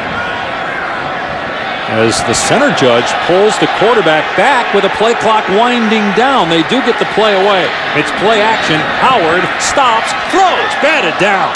Oh, dangerous pass. L.J. Collier got a piece of it. It's a good job by the center judge right there. I know the people in the stands are a little upset. You hear the boo birds chirping just a little bit. But when West Virginia makes a substitution, the defense must also have that opportunity. Hold the snap, make sure the defense doesn't want to change anything up. It's a good job, good execution by the official. Another chance for TCU to get off the field, and they're offside on 3rd down and 8, a free play. Howard is sacked, but it won't matter. Collier gets there, but Tipa Galii was offside for TCU. Offside, defense, number 47, 5-yard penalty, repeat 3rd down. Galii's got a bright future. Just got a little excited right there. In for James McFarland. Then jumped off sides, giving them a much more manageable 3rd down. Can't make that mistake if you're TCU's defense. It's the difference between sophomore discipline and senior discipline. 6th penalty of the day on TCU. So 3rd and 3 now at the 16-yard line. They got Howard under center. We haven't seen this today. Here's Shell, and he's brought down short of the 1st down. It's 4th down. Nick Orr on the tackle. Again, they've had some issues with the kicking game, although Molina's been pretty good on short yardage. Do you take the points? Definitely going to go for it here. They'll go with the same formation. Wellman is the fullback. It's a quarterback sneak with Wellman shoving the quarterback. Howard ahead to get the 1st down. Without the push from Wellman, I wonder if he gets that. Snap. The ruling on the field that the ball carrier was short of the line to gain is under further review. Wow, so they stopped the previous play under further review, which, Dana Holgerson's upset because his team just got a 1st down, but they're going to have to do it again because he was not past the marker on 3rd down. He clearly was short, but they're going to review this further. Dana Holgerson is not happy with the officiating. See, the yellow line's not official, but very accurate. Okay. Yeah, boy, if the yellow line is accurate, then it looked like he got it there. This may actually work out for Holgerson in the end after all. It looks like it. Need to see where the knee went down. From that angle, it's a little difficult to tell exactly when he was stopped. Take a look at that right knee. He's extending forward. Is the elbow down? The elbow's down, but at that point, the ball was already across the line to gain. And Holgerson's not happy, but he's getting a 1st down either way, it would appear. I think this is going to be a 1st down. Obviously, you have to have indisputable video evidence. This is probably your best look at it. You can see no part of his body's down until that right elbow hits. It appeared the official assumed that the leg was down, and that's why he spotted it where he did. Holgerson is still irate. Boy, he seemed like such a happy guy yesterday when we met with him. He's happy, but he's a competitor, man. Tom, he has certainly experienced a roller coaster of emotions here today with great outcomes and, of course, disappointing ones, especially in dealing with the officials. Yeah, the Zebras and he have not gotten along overly well. After further review on the 3rd down play, the ball carrier's forward progress ended inside the 13-yard line. It is a 1st down. All right, let's go. 1st down. A lot of people get upset about the length of games in college football. It's for reasons like that. There's no reason to review that. Inches. And I understand, look, there's critical moments that absolutely have to have a second look at. Right there, to stop the game and to delay it over a minute, just not something I agree with. From the 13-yard line. They hand it off to Shell off the right side, jump cut, and then he slammed to the turf by Broadnax. There is a penalty flag down. 1 yard gain. Flag in the middle of the field. Holding, offense, number 70, 10-yard penalty, repeat first down. It's on Tony Mateo, the left guard for West Virginia. They lost their best offensive lineman in the opener. Yadni Kajust was hurt, but Adam Pankey has come on and played well. They're a veteran group. They got 3 seniors up there. Colton McKivitz, right tackle's a redshirt freshman. But that line is a big reason why West Virginia is undefeated this year. Yeah, and their center, Orlowski. If they play 77 snaps of offense today, that 77 snap will be his 3,000th career snap. A lot of veteran leadership up front. Out of the pistol on 1st and 20. Here's Shell inside the 20.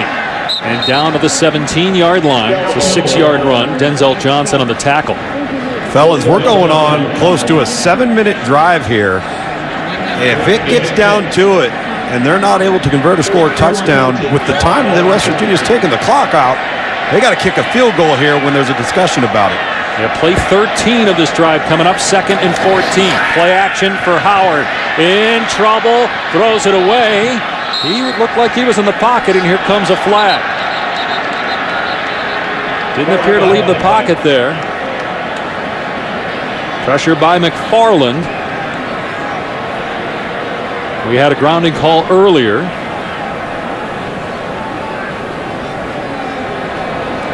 Late in the 2nd quarter on Howard. Having a discussion as to whether or not he did in fact leave the tackle box. And this would be huge for TCU because it's a loss of down, and if again you get to 4th down with Holgerson lacking confidence in Molina's distance. Back to the review, though. I mean, look at the momentum now that has been seized. I mean, West Virginia's marching. They have a review. Yep. Completely slows them down. Now there's going to be a intentional grounding penalty. Well, and Greg, they would have, had they pushed forward with the quarterback sneak, you know they would have gone hurry up to the line and tempo. There is no foul for an eligible player downfield. However, the quarterback was in the pocket under duress and threw the ball to an area where there was no receiver. Intentional grounding. Offense, number 3. Loss of down, is spotted a foul. It's 3rd down. That is a huge penalty on West Virginia. Nothing going. He's under duress. Starts to his left, moves back to the right. Easy that was call. Definitely in the tackle box. It's a good call by the officials. I just wish that it wouldn't take as much time as it does to get these calls correct. I don't know. In that situation, though, you want to be sure, and you have a conversation with several officials. You got to look, first of all, is there a receiver in the area? Did he get it past the line of scrimmage? And was he outside the tackle box? I get that one. I agree with you on the review, though. Earlier was unnecessary. 3rd down and 22. Howard throwing short. It's White, and he's brought down at the 21. You see that field goal target line. It would be about 38 or 39, and they've got to try it here because it's 4th down and forever. Molina's miss from 47. His long in the year is 34.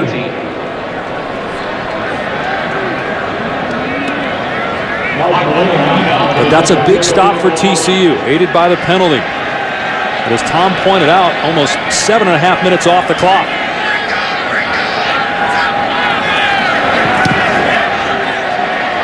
Molina with a season-long 38-yard field goal to push it to a 14-point lead. And they take half of the quarter to get down the field and get 3 points. The season, both in number of plays and time of possession. 15 plays, 7 minutes, 36 seconds off the clock. They get 3 points, and now TCU has to score at least 2 touchdowns. Certainly they're capable of that, but this West Virginia defense pretty good.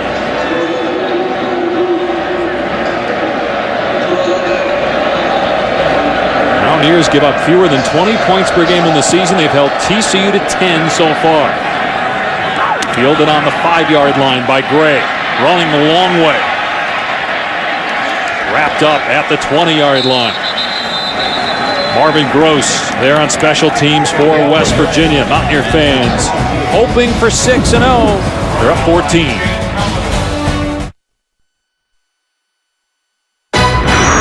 College football presented by K Jewelers. Brought to you by the all-new Honda Ridgeline for truck-tough things and everyday things. And Courtyard, official hotel of the NFL.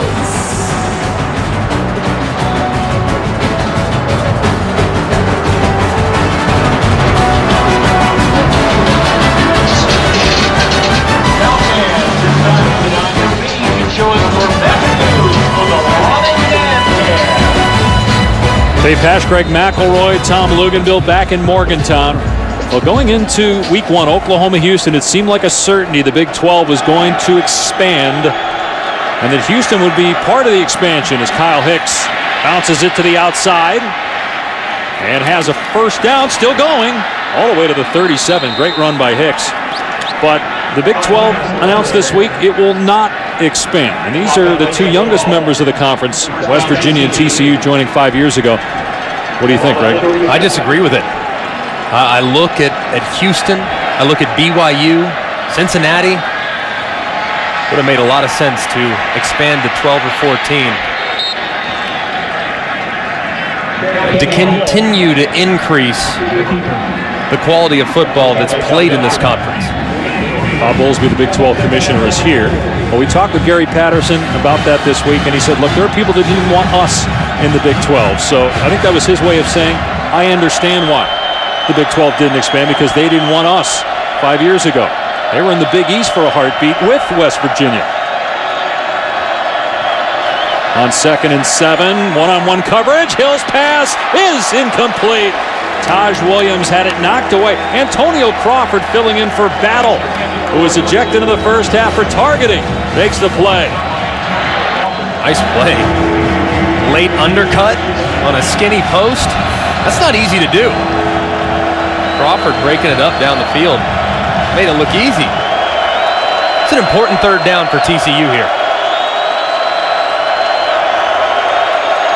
They've only got one third down conversion in the ball game. Pressure coming. Hill's pass off the mark, intended for Williams. Crawford in coverage again, and TCU will have to punt the football.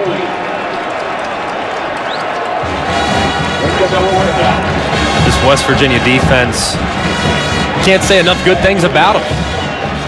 Pressures, mixing up looks, tight coverage in the back end. Having a look at Tony Gibson right there. He makes it hard on quarterbacks, man. His team's playing very well for him here tonight. They've held TCU to 228 yards of total offense and 1 of 7 on third down. Nunez off the side of his foot and out of bounds around the 35-yard line. Only a 25-yard punt by TCU. Hasselbeck, Randy Moss take you right up to kickoff. West Virginia leads TCU 24-10 as we continue Dr. Pepper's championship drive game of the week. The Mountaineer defense has been the story this year, and now the running game trying to get going offensively. Shell breaking a tackle and picking up 12 to the 45. The first 7 drives West Virginia ran only 30 plays. Their last drive took half of the third quarter. They went 15 plays and got a field goal. Trying to get that running game going. And you see they're huddling up too. I mean, West Virginia, the air raid, Tom, usually you're seeing it all wide open. Right. The way this defense is playing, though, they want to take some of the pressure off and have long, time-consuming drives. They're playing to the strengths of his football team, which is running the football first, coming off of it in the controlled passing game. Play fake for Howard.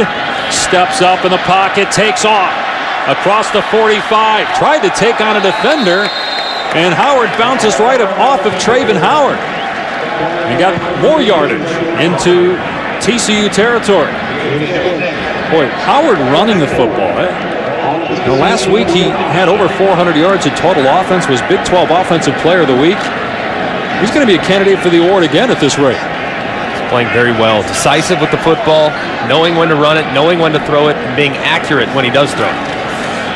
Shell Straight ahead on 2nd and 4. Will be wrapped up just shy of the marker by Sammy Douglas. It'll bring up 3rd down, and at some point TCU has to make a stop. They haven't done it. They've given up too much on 1st down. To win this game, somebody has to make a play defensively for this group. TCU, that's always been the backbone of their team. It's almost impossible to run the football on them. This year it hasn't been the case. Quarterback sneak coming, you know it, and trying to move the pile. Again, you see Wellman with a little bit of a shove to the back of Howard. It's going to be close at the 45-yard line. And it is a 1st down for the Mountaineers. Let's go to the studio. Thanks, Dave. We've got a game in Tuscaloosa. Aggies up 14-13 after 2 straight scores, but the Tide regained the lead after this Jalen Hurts to Calvin Ridley connection. Bama up 20-14 in the 3rd. Dave, Greg, back to you. Nice design there by Lane Kiffin. On that play, Greg. Very nice design. Calvin Ridley out in the flat. So it is a 1st down for the Mountaineers at the 45 of TCU. Almost 50% on 3rd downs in this game. Shell knocked down in the backfield. It is rare that we've seen negative plays in West Virginia on 1st down, but McFarland was back there along with Curry. A 2-yard loss. Look at the positive, though, here, Greg. You've got plus territory. The clock's running. You've owned the 3rd quarter.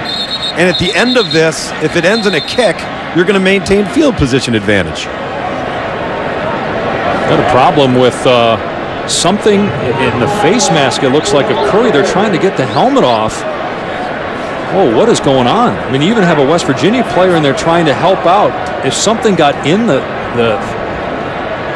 helmet of Aaron Curry, they finally got the helmet off.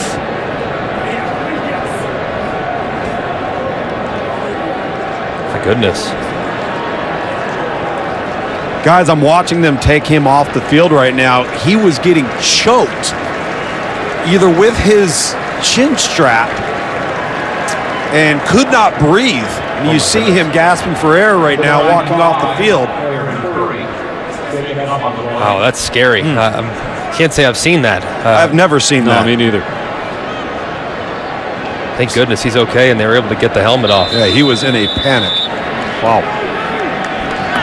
So L.J. Collier is in the game, replacing him here. TCU maybe bringing pressure here on 2nd and 11. Here's Howard in the pocket, gets good protection. A beautiful throw to Shorts. He stays in bounds to the 29-yard line, picking up 17. Again, Skylar Howard on the money. Let's go back, though, to that previous play here and see Aaron Curry trying to get that helmet off. You see the chin strap is right on his throat. It seemed to have gotten tightened and wouldn't loosen. Howard off a play fake. Gonna throw it into the end zone, and it is caught, but out of bounds. McCoy caught it out of the back of the end zone with Howard in coverage. McCoy a little shaken up. Just ran out of room and couldn't secure it all the way through to the ground. See that left foot clearly out, and then the ball is jarred loose. Guys, Gary Patterson right now is laying into his defensive front about rushing the quarterback. Not happy with their inability to get to Skylar Howard and allow him to extend plays and take a shot down into the end zone. He's been sacked 3 times, but 2 of which were on intentional grounding. They just haven't been able to get home against a good West Virginia offensive line. Shell running right, bouncing off of a tackler, shoving a defender, Traven Howard, to the ground. He stepped out after a short gain, so 3rd and long. And again, if you're TCU, this is a must-stop situation because West Virginia is probably out of field goal range. Based on what Dana Holgerson told us yesterday anyway with his kicker Mike Molina. Look at Howard's numbers on 3rd down. He's been great. He's been great on 1st and 2nd down, too. It's all about 3rd down, though. Now, 3rd down and red zone efficiency. It's the 2 most important stats for offensive football here in 2016. Howard to throw on 3rd and long. Over the middle, caught by Shorts, and it's another 1st down for West Virginia. That's just pitch and catch. Great protection. A clean pocket for Howard. Great job by Shorts, too. TCU opting to go with a little zone, finding the open area, and his quarterback delivered a strike. And a penalty marker down as West Virginia was going up tempo that time. Full start. Offense, number 57. 5-yard penalty. First down. It's on Adam Pankey, the left tackle. But West Virginia has had the ball basically the entire quarter. TCU's had it for 1:14. And how about that in the first half? West Virginia had it for almost as long as they've had it this entire third quarter. That takes its toll on a defense, too. And an offense, too, because you just can't get into much of a rhythm when you don't get back out there on the field. Design quarterback run on 1st and 15. Howard brought down at the 15. Again, that time of possession of the first half is a little skewed because they had the short field a couple times because of turnovers by TCU. Very methodical drive. Greg, you look at Gary Patterson and this TCU defense right now. They're struggling to get their calls in. The pace is affecting them. A lot of guys with their hands up to the sideline saying, hey, what are we in, coach? 2nd and 9, play fake for Howard. Flushed out of the pocket. Howard throws into the end zone. A diving attempt. Did he get it? He did! Teron White with another incredible touchdown catch.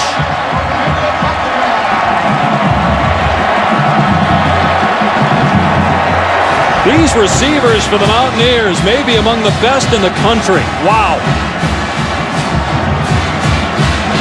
Goes down. Make sure he secured the catch. That angle tells me that his hands are underneath the ball. And who's he throwing to? I mean, there's two West Virginia players right there. That's one when you come back and watch the film tomorrow, you say, I was throwing it to White, even though maybe deep down, might have been throwing it to the other guy. The ruling on the field of a touchdown is under further review.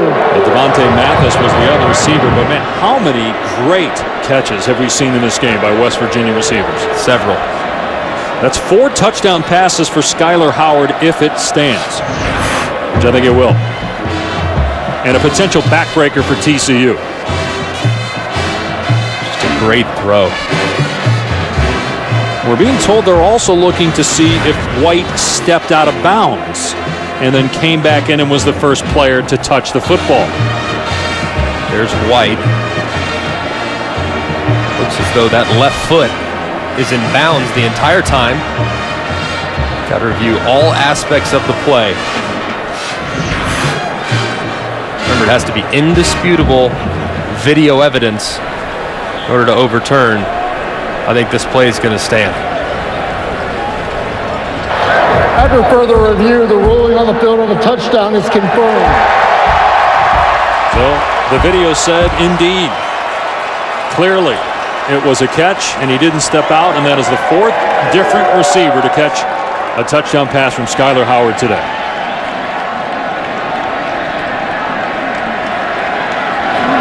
Teron White, older brother Kevin, starred here a couple years ago.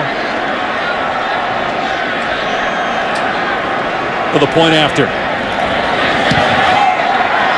16 minutes away from a 6-0 start for West Virginia. They lead by 21.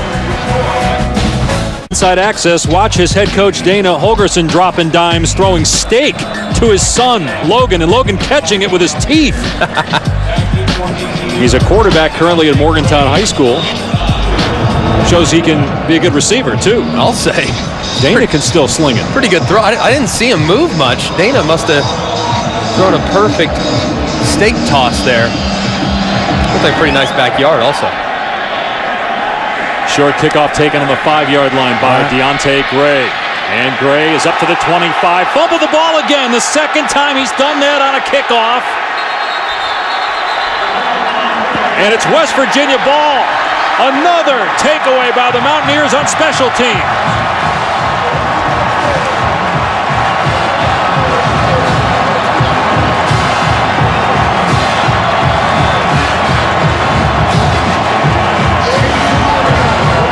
Shane Commodore with the recovery for West Virginia. Just poor ball security there. Balls dangling around Gray's belt. How about Commodore forced it and then went and got it? Went and got it. That's great hustle.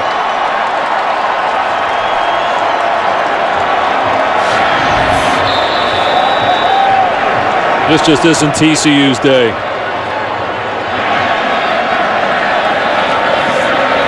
Shell picked up and dropped by Lewis.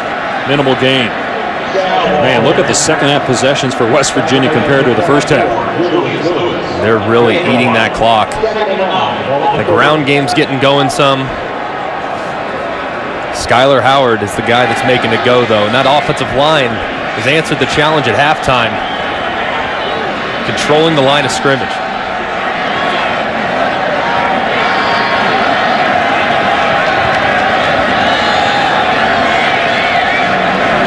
On 2nd and 9, Howard to the air. Has time to the sideline and through the hands of White. That would have been a great catch. That's the first time in a while we've seen a West Virginia receiver not pull a ball in. And Howard on the day only has 6 incompletions, and again, he talked about the grounding calls earlier. That was his 7th right there. Had a few inaccurate throws, but for the most part, this receiving crew really bailed him out on a few different occasions. This is an impressive group. It's not one that they really feature. Every single one of those wideouts can beat you. Howard off of a play fake on 3rd and 9, in trouble, sacked back at the 43-yard line. That was a huge play by Matt Boson. The Horned Frogs needed that. Yet they go to the 4th quarter, trailing by 21. West Virginia in command of this game. 4 touchdown passes by Skylar Howard. We'll return after this message and a word from our ABC stations.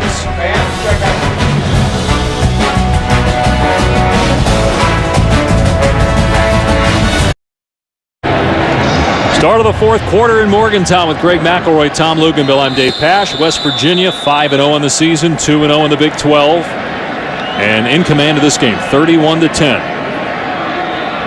So cliche, but so true. They have done it in every phase of the game. Offense, defense, special teams. Right on cue. Perfect punt. And excellent coverage by Nana Kyram. So TCU backed up inside its 5.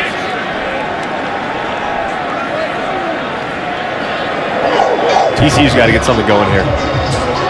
Obviously down 3 scores, touchdowns that is. That goes without saying. But they got to mix some run pass. No need to press the panic button. No need to deviate from what you do. You got to start thinking tempo. Every second counts here in the next 14 minutes and 52 seconds. It's the largest lead West Virginia has had going into a 4th quarter this season. Had some close calls this year. Maybe their most complete performance, though, today. And they shut the Horned Frogs down again. Hill out of the end zone, throws complete to a diving Daniel Walsh, just shy of a first down. That'll help a little bit. And they almost have to go the length of the field and score here to have any chance to win this game. Probably scoring every time they get the football to have a chance. Hill double clutching and completing it to Jalen Austin. First down to the 20. Expect to see some tempo now. TCU gets a first down, no longer backed up. Now it's time to start picking up the pace a little bit.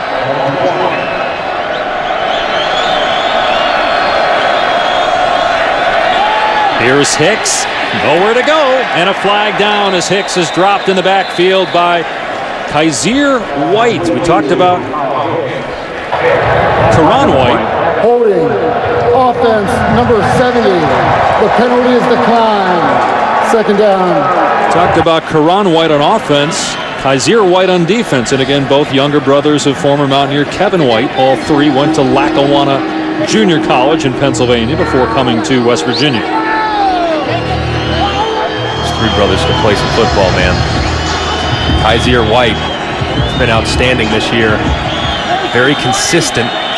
Plays that spur position, just kind of a hybrid. He does a nice job for him. Holgerson is having a conversation with the officials down here. At the penalty, at the distance of the goal, repeat first down. So Dana Holgerson changed his mind. Well, you think of what Holgerson has been through here. Remember, he gets hired as the offensive coordinator. The late Bill Stewart was the head coach at the time. And there was some stuff going on behind the scenes, some he said as to, whether Dana Holgerson was doing things differently than Bill Stewart wanted. Didn't get a lot of people that were behind Holgerson when he got the head coaching job, and then they started losing games, and more people piled on. But it seems like now people in Morgantown are finally starting to get on the Holgerson bandwagon, and it may be just in time as they take down the quarterback for a sack. Wachuku, and they haven't signaled yet whether it was in the end zone or out. On the field is at the quarterback's forward. It was out of the end zone. On the field is at the quarterback's forward progress is ended inside the 1-yard line. It's second down.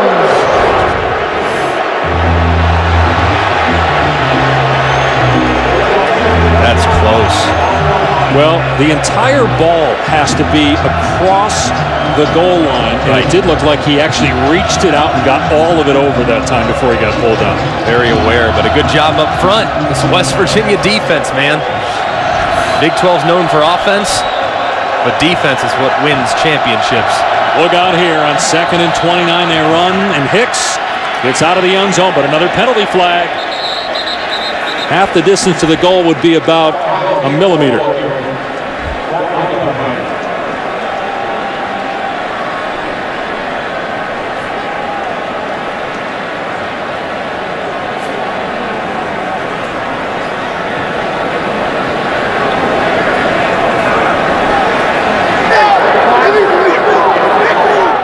Holding offense number 70. The penalty is declined. Third down. Yeah, need to decline that. The yardage doesn't help you.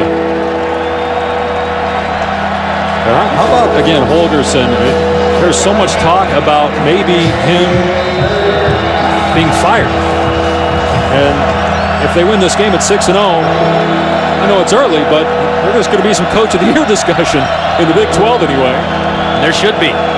He's done a great job with this team. It's a veteran group. They play really well together, both offensively and defensively. 3rd and 21. Hill steps up to run across the 10. And Hill, he gets creamed by Douglas at the 23 to force a punt here on 4th down.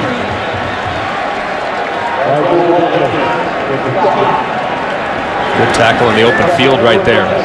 Sewell Douglas. Well, they're better cover guys there. They can play in the run game too. 3rd and long. This defense, man, they are fun to watch. As a former quarterback, when I put on this tape, watching their blitzes, watching their pressures, makes me glad I'm not playing anymore. These guys can play here in Morgantown. They've held TCU to 10 points in this game. One of the most potent offenses in the country shut down. Full control of this game, leading by a score of 31-10. 4 touchdown passes for Howard, 3 turnovers by TCU, 2 by the same guy on the same play. Basically, Deontay Gray turning it over twice on kickoff returns. The Mountaineers have the ball again. 1st down on the 33. They'll run Shell off the left side. He gets a couple. We talked at the outset of the telecast how in 2012, when West Virginia started 5-0, they got to number 5 in the country, and they lost 5 in a row. They lost to Texas Tech by 35 in Game 6. This year, 5-0. I asked you at the start of the game, okay, are they for real? You said yes, and they proved it with the way they played today. I guess the next question is, are they real enough to contend for a playoff spot? They're certainly good, but are they good enough to be in consideration for the top 4? They are, and a lot of people weren't convinced until last week. Go on the road to Texas Tech, hold that high-powered offense to only 17 points. You followed up with a performance defensively today that has been outstanding. Another high-powered offense. The Horned Frogs have only scored 10 today. Look, I know it's a backloaded schedule, and things are going to get tougher for West Virginia as they move forward, starting next week when they travel to Stillwater. But if they're sitting there at season's end, 11-1, 12-0, winners of the Big 12, they absolutely deserve to be in the conversation for the top 4. Howard to the air on 3rd down and 7, in trouble, and sacked by Tejada. That will force a punt. You mentioned Oklahoma State on the road next week. And in November and December, maybe the 2 hardest games on the schedule are here. Oklahoma and Baylor. Texas lost today to Kansas State. As you said, it's a backloaded schedule, but they've beaten, BYU this year. BYU's played a very difficult schedule, knocked off Missouri. They didn't play cupcakes in September. Well, they've always been very good when it comes to their out-of-conference scheduling. This is a veteran group. Been in a lot of football games together. You can expect they're going to play some of their best football down the stretch. It's lit up here in Morgantown. Probably not the only thing that'll be lit up in Morgantown tonight. To Morgantown, where the West Virginia Mountaineers are rolling over TCU 31-10. 9 minutes and 21 seconds away from their first 6-0 start in a decade when they won 11 games under Rich Rodriguez. Pass out on the flat. Diarras is dropped. It's Antonio Crawford again with the stick. Crawford replacing Elijah Battle, who I know he can't play because he was ejected for targeting, but at least the guy that replaced him has come in and done a good job, and he can celebrate with his teammates as he watches the game from the West Virginia weight room, which is in the end zone. Crawford's played a lot of football. Not at all affected by coming off the bench. 2nd and 13. Hill slides up in the pocket and throws incomplete.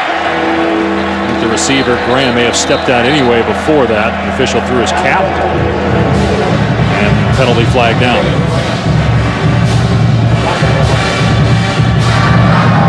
Ineligible receiver downfield on the pass. Offense number 51. The penalty is declined. It's 3rd down. That was on Schlottman, but you also had Graham go out of bounds and then come back. Can't be the first guy to touch it. This down right here has been the reason why TCU is trailing by 21 points. So far today on 3rd down, they're 1 for 8. Their average yards to go on 3rd down, over 9. It's almost an impossible feat against a good defense. And it's going to be 3rd and 18. 69. 5-yard penalty. 3rd down. Avion Collins and this crowd having an impact too. This place is still almost full. There have been a few people that have left to get a head start on the evening festivities, but look at this place. They want to celebrate this thing to the end here with their team closing in on its best start since 06. 3rd and 18 for Hill. Throws deep through the hands of one receiver, then almost caught by another. Stewart was off of Porter's hands initially, but it's 4th down. And TCU will have to punt the ball, knowing that on 4th and 18, they're not going to pick it up. It's been a tough day for TCU. Difficult to be accurate. Had some tough turnovers, especially in the kicking game. It's a young team, though. I think expectations for this team coming in were really, really high, considering there's only 8 seniors on this roster. Even though today wasn't their day, got to assume they're going to have good years to come. There's a flag down, but Jennings is loose across the 45. Still going. He's not down yet. And finally brought to the ground of the 47. Again, let's see what the penalty flag is for. Back of the 25.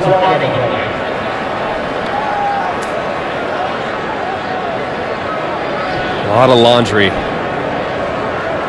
thrown by these officials today. No, Greg, you were referencing how young this TCU team is, and when you consider the areas of importance with the roster, they're the youngest in their offensive and defensive front. Illegal block in the back. Receiving team number 7. 10-yard penalty from the spot of the ball. First down. Time.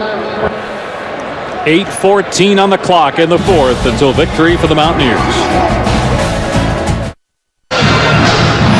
We're showing you this again for a reason. Dana Holgerson to his son Logan. That's a piece of steak traveling about, what, 30 yards?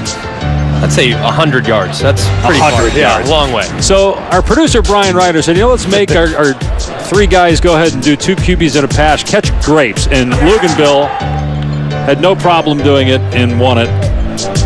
Just a ridiculous reaction there. Although, Mac, you did pretty well. You had a nice comeback to tie Luganville. I had to celebrate as wildly as Luganville did there. It's a good win. I got to be honest, not my favorite 2 QBs in the pass challenge. Catching grapes from 30 feet high. I felt bad for the 2 of you having lost to me in consecutive weeks throwing actual footballs, that he wanted to have mercy on you guys. But I got to be honest with you, Dave. What do you got, Tom? We cannot accept quitters on this team. I felt it was unsafe, Tom. If you're not going to participate and maybe risk a fat lip, you might need to find another crew. I think a fat lip and a black eye were very realistic possibilities for Dave. He struggled in the one that he did attempt. You bailed out last minute, though. Disappointing effort from you. Yeah. We got to have better than that. I didn't want to mess up this face. The 2 of you are already in trouble, so it really didn't matter what happened for both you guys. But I'll get you next week when we get back to actually throwing footballs. Oh, okay. Which is what we're supposed to be doing. Challenged. 2 QBs in a pass. Here's McCoy past the 40. Flag down. McCoy to the 48. Now watch here, okay? I just felt this was unsafe. I gave it a shot and said, you know what? I'm going to hold up a little bit. Alligator arms or alligator mouth. He didn't even try. What? Number 56. 10-yard penalty added to the end of the run. Penalty on Chris Bradley.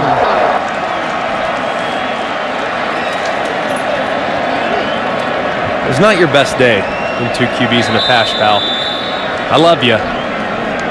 Meredith and Tennille have both texted me saying they are not going to be doing that for you guys, though. Throwing you guys grapes, okay? Don't get any ideas. Just because it happened on 2 QBs in a pass, don't expect your wives to do that for you at home. I want steak, though. I want steak thrown like Coach Holgerson was able to throw at his son. Here's McCoy again, and he's inside the 40 to the 38. So look at the standings again. These are skewed considering that we didn't throw footballs this week because I was getting to McElroy and Luganville. But you mean because you quit? Greg is in first with 15 points. Tom in second with 14, and me in the caboose for now. You did get 1 point for attempting. If you want to call that attempt, I would call it a half-hearted attempt, personally. Next week, Dave, we're going to tie you to a round board, and we're going to spin you around and throw hatchets. 2nd and 6 for West Virginia, and design quarterback run for Howard. Let's check in with Cassidy in the studio. Thanks, Dave. A&M and Bama. Keith Ford here will cough up the ball. Jonathan Allen scoops and scores. Alabama with their 12th non-offensive touchdown on the season. They've since tacked on another TD. It's 33-14 now in the fourth. Guys? Wow. Looked like that was going to be a game for a while, and you look up and it's over in Tuscaloosa. Alabama defense is so good, so athletic. Capitalize almost every time they get their hands on the football. And that's Allen's 2nd touchdown this season. And he plays defense. There's Shell, and he's able to move the chains. Keep that clock going, too. They'll stop it to reset the football. Tonight on ABC, the number 2 team in the country in action, JT Barrett and Ohio State at Beaver Stadium, the annual whiteout game, 8 Eastern, 5 Pacific, Penn State, Ohio State. 2 years ago, the Nittany Lions gave the Buckeyes trouble. Do you see it happening again or no? I don't. I think last week was a real wake-up call for Ohio State. Obviously went on the road to Madison, didn't have anywhere near their best stuff. JT Barrett, he's up there in the Heisman conversation, but I think his best is yet to come. Shell running right, breaks a tackle inside the 20. Shell down to the 11-yard line. Tom, are you in agreement with Greg about Ohio State, Penn State tonight? Yeah, I do. And to be honest with you, I would treat that game last week with Ohio State, Wisconsin like a loss. That's what Alabama did with their game versus Ole Miss. And if you treat it that way, I think you get refocused, you have that edge, and you realize that, hey, listen, you can't take a breath. And I think Ohio State will play outstanding football tonight. One area where Penn State has struggled in recent years is along the offensive line. I think that group's in for a long night tonight against a deep, talented Ohio State defensive front. Howard on the keeper and out of bounds at the 10. Ohio State's offense, though, they haven't really gotten going yet. The defense has been good. The offense has been up and down. Again, they're unbeaten and they're still scoring a lot of points, but I don't know that it's going to be a blowout. I think it's going to be a close game at Penn State tonight. That was a great win last week at Wisconsin. And that's a very good Badger team. They won on the road today at Iowa.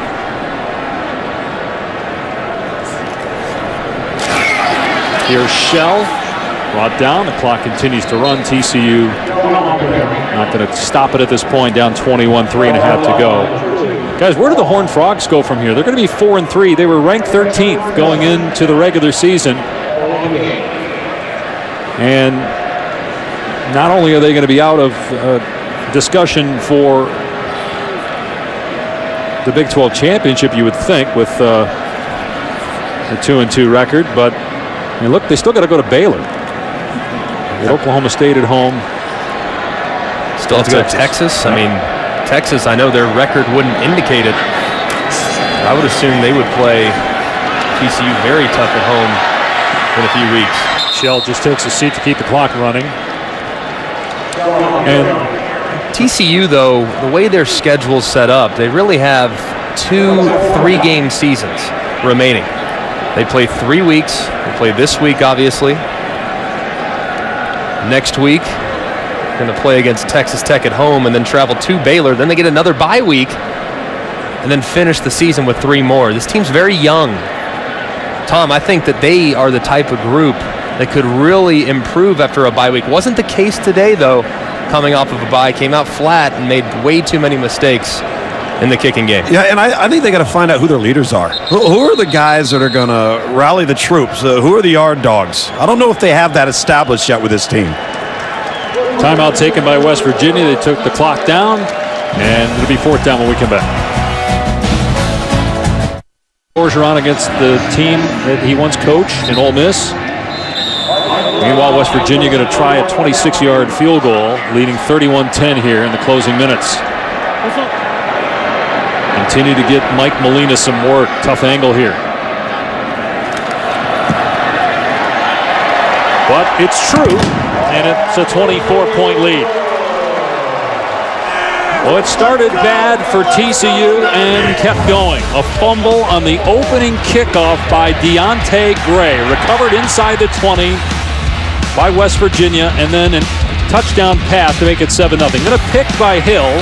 And here's Gray's second fumble on a kickoff that led to another West Virginia touchdown. Skyler Howard, the reigning Big 12 Offensive Player of the Week, might win the award in consecutive weeks. 4 touchdown passes, no interceptions. Now his rushing yards say 4 yards, but he had some terrific runs. He was sacked 5 times, but he made some very smart plays in the run game. You can see why Dana Holgorsen told us yesterday it's the best team he's had at West Virginia. They just really complement each other. If the run game's not going, the passing game will pick it up. If the offense isn't clicking on all cylinders, the defense, they've been consistent for a majority of the season. These last couple weeks, though, against Texas Tech last week and then against TCU here tonight, all 3 phases have been playing well, and it goes to show you why this is a very scary team. And they're only going to get better, in my opinion.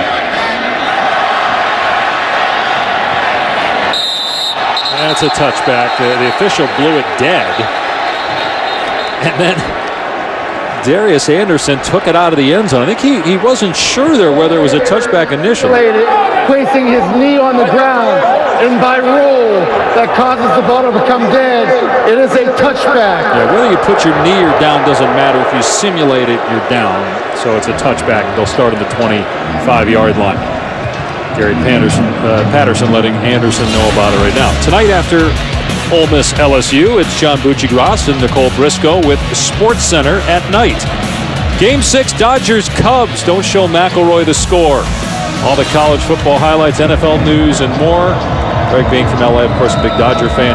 TCU's streak of 20-point games at 36 in a row going to end the night.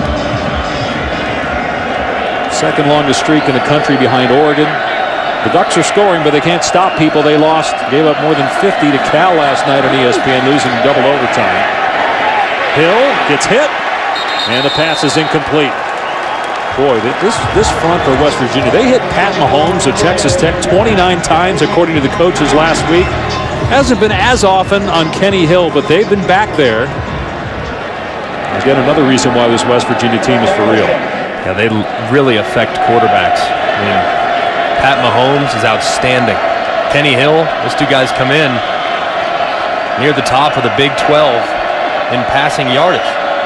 Very pedestrian numbers the last 2 weeks put up against this defense. Olanolua out in the flat. The true freshman with a nice pickup, getting the first down. Baylor is off this week. They're at Texas next week, and you can only imagine the conversation's going to be like over the next 7 days surrounding Charlie Strong. Just kind of following it here while we were on the air, a report that the athletic director said no comment today when asked about Strong. And even though he didn't make a comment, he basically did. Right. And Charlie Strong, the wins just haven't been there. And look, they have some talent. The problem is that talent is extremely young, particularly at premier positions. It'll be interesting to follow that story as the rest of the season goes on. Desmond White brought down at the 40-yard line. The same thing happened last year when they beat Oklahoma, kind of like the beginning of this year. They beat somebody that has a name, and everybody says, oh, they're back and they're on the right track. That team was Notre Dame, and clearly, to this point, they've been found out to be well below average and what we thought they might be coming into the season. And so is Texas. Hill's pass incomplete. In my opinion, though, Charlie Strong should not be relieved of his duties. Why do you say that? I understand the wins haven't been there, but looking at where the program was when he took over, it was a complete rebuild. Had to change the culture. A lot of youth. He's only 3 years into the process. I don't see how you can pass judgment on a coach only 3 years into his current tenure. Well, I think number one, because it's Texas, as the shovel pass to Anderson will go for a first down. And I think the other side of this is, yes, it's about Charlie Strong, but I think a lot of it's about Tom Herman. Clearly that is going to be the target for Texas. And now that Houston will not go into the Big 12, and Houston not going to go to the college football playoff, and I don't want to speak for Tom here, but you would have to think that that's something that's going to be intriguing for him and that the Longhorns are going to reach out. He's going to have his pick of the litter. And we visited with him. We did their game against Oklahoma. He is a big-time coach.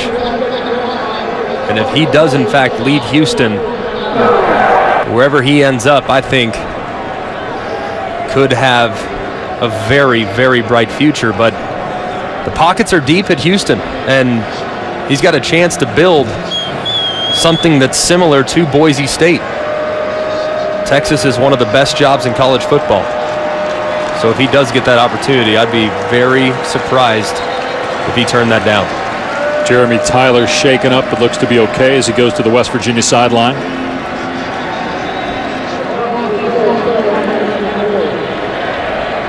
Mountaineers 55 seconds away from continuing an unbeaten season. Long way to go, but they're halfway home, 6-0 for the first time since 2006. Here's Hill back to throw, and it's incomplete through the hands of Austin. In 2006, West Virginia started 6-0 and finished 11-2. They won the Gator Bowl that year. As we showed you earlier, the schedule is difficult in the sense of the teams they play. Now, their toughest games, Oklahoma and Baylor, are at home. They do have to go to Oklahoma State next week as Hill is wrapped up and sacked by David Long. This is one of the most hostile environments, though, in the Big 12. I know their toughest games, for the most part, are going to be played near Milan Pushkar Stadium. These fans, they'll be ready to roll when some of those top-level teams come to town.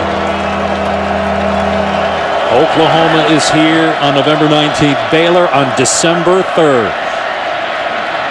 Hill gonna air it out. Knocked away. On 3rd and 15, one more play, 3 seconds left. And Dana Holgorsen, a guy that was on the hot seat going into the season. You can see why the administration is stuck with him and that he's gaining more and more supporters. Tony Gibson, the defensive coordinator, has that unit going. The offense playing mistake-free football.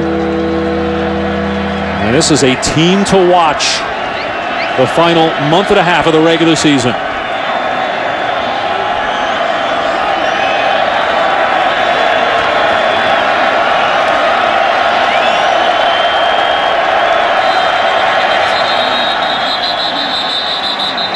Stoppage of play, another flag on TCU. Already been penalized 8 times, turned it over 3 times.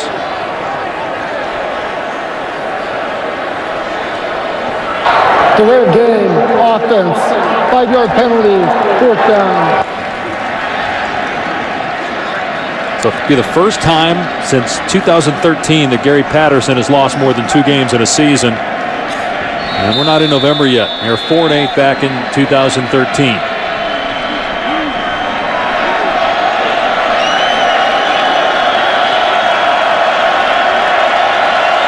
Should be the final play, and TCU just going to hand it off.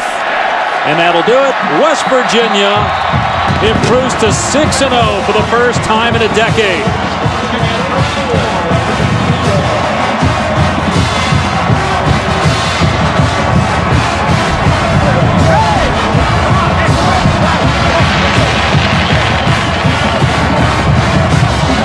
Some extracurricular activity, and Dana Holgorsen in there quickly talking to one of his defensive players.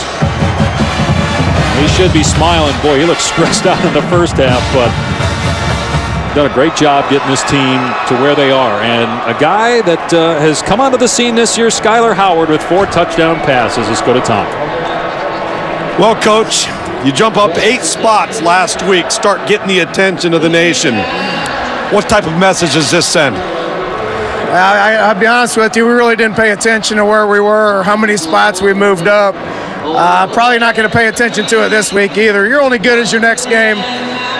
You know, this group understands that. Nobody was giving them credit in the beginning of the year. Our job is to make sure we keep them grounded, and I think we'll do that. Your quarterback, Skyler Howard, you told our crew this week that he's got to start playing like a starting quarterback, and you felt like he's done that. A remarkable performance today.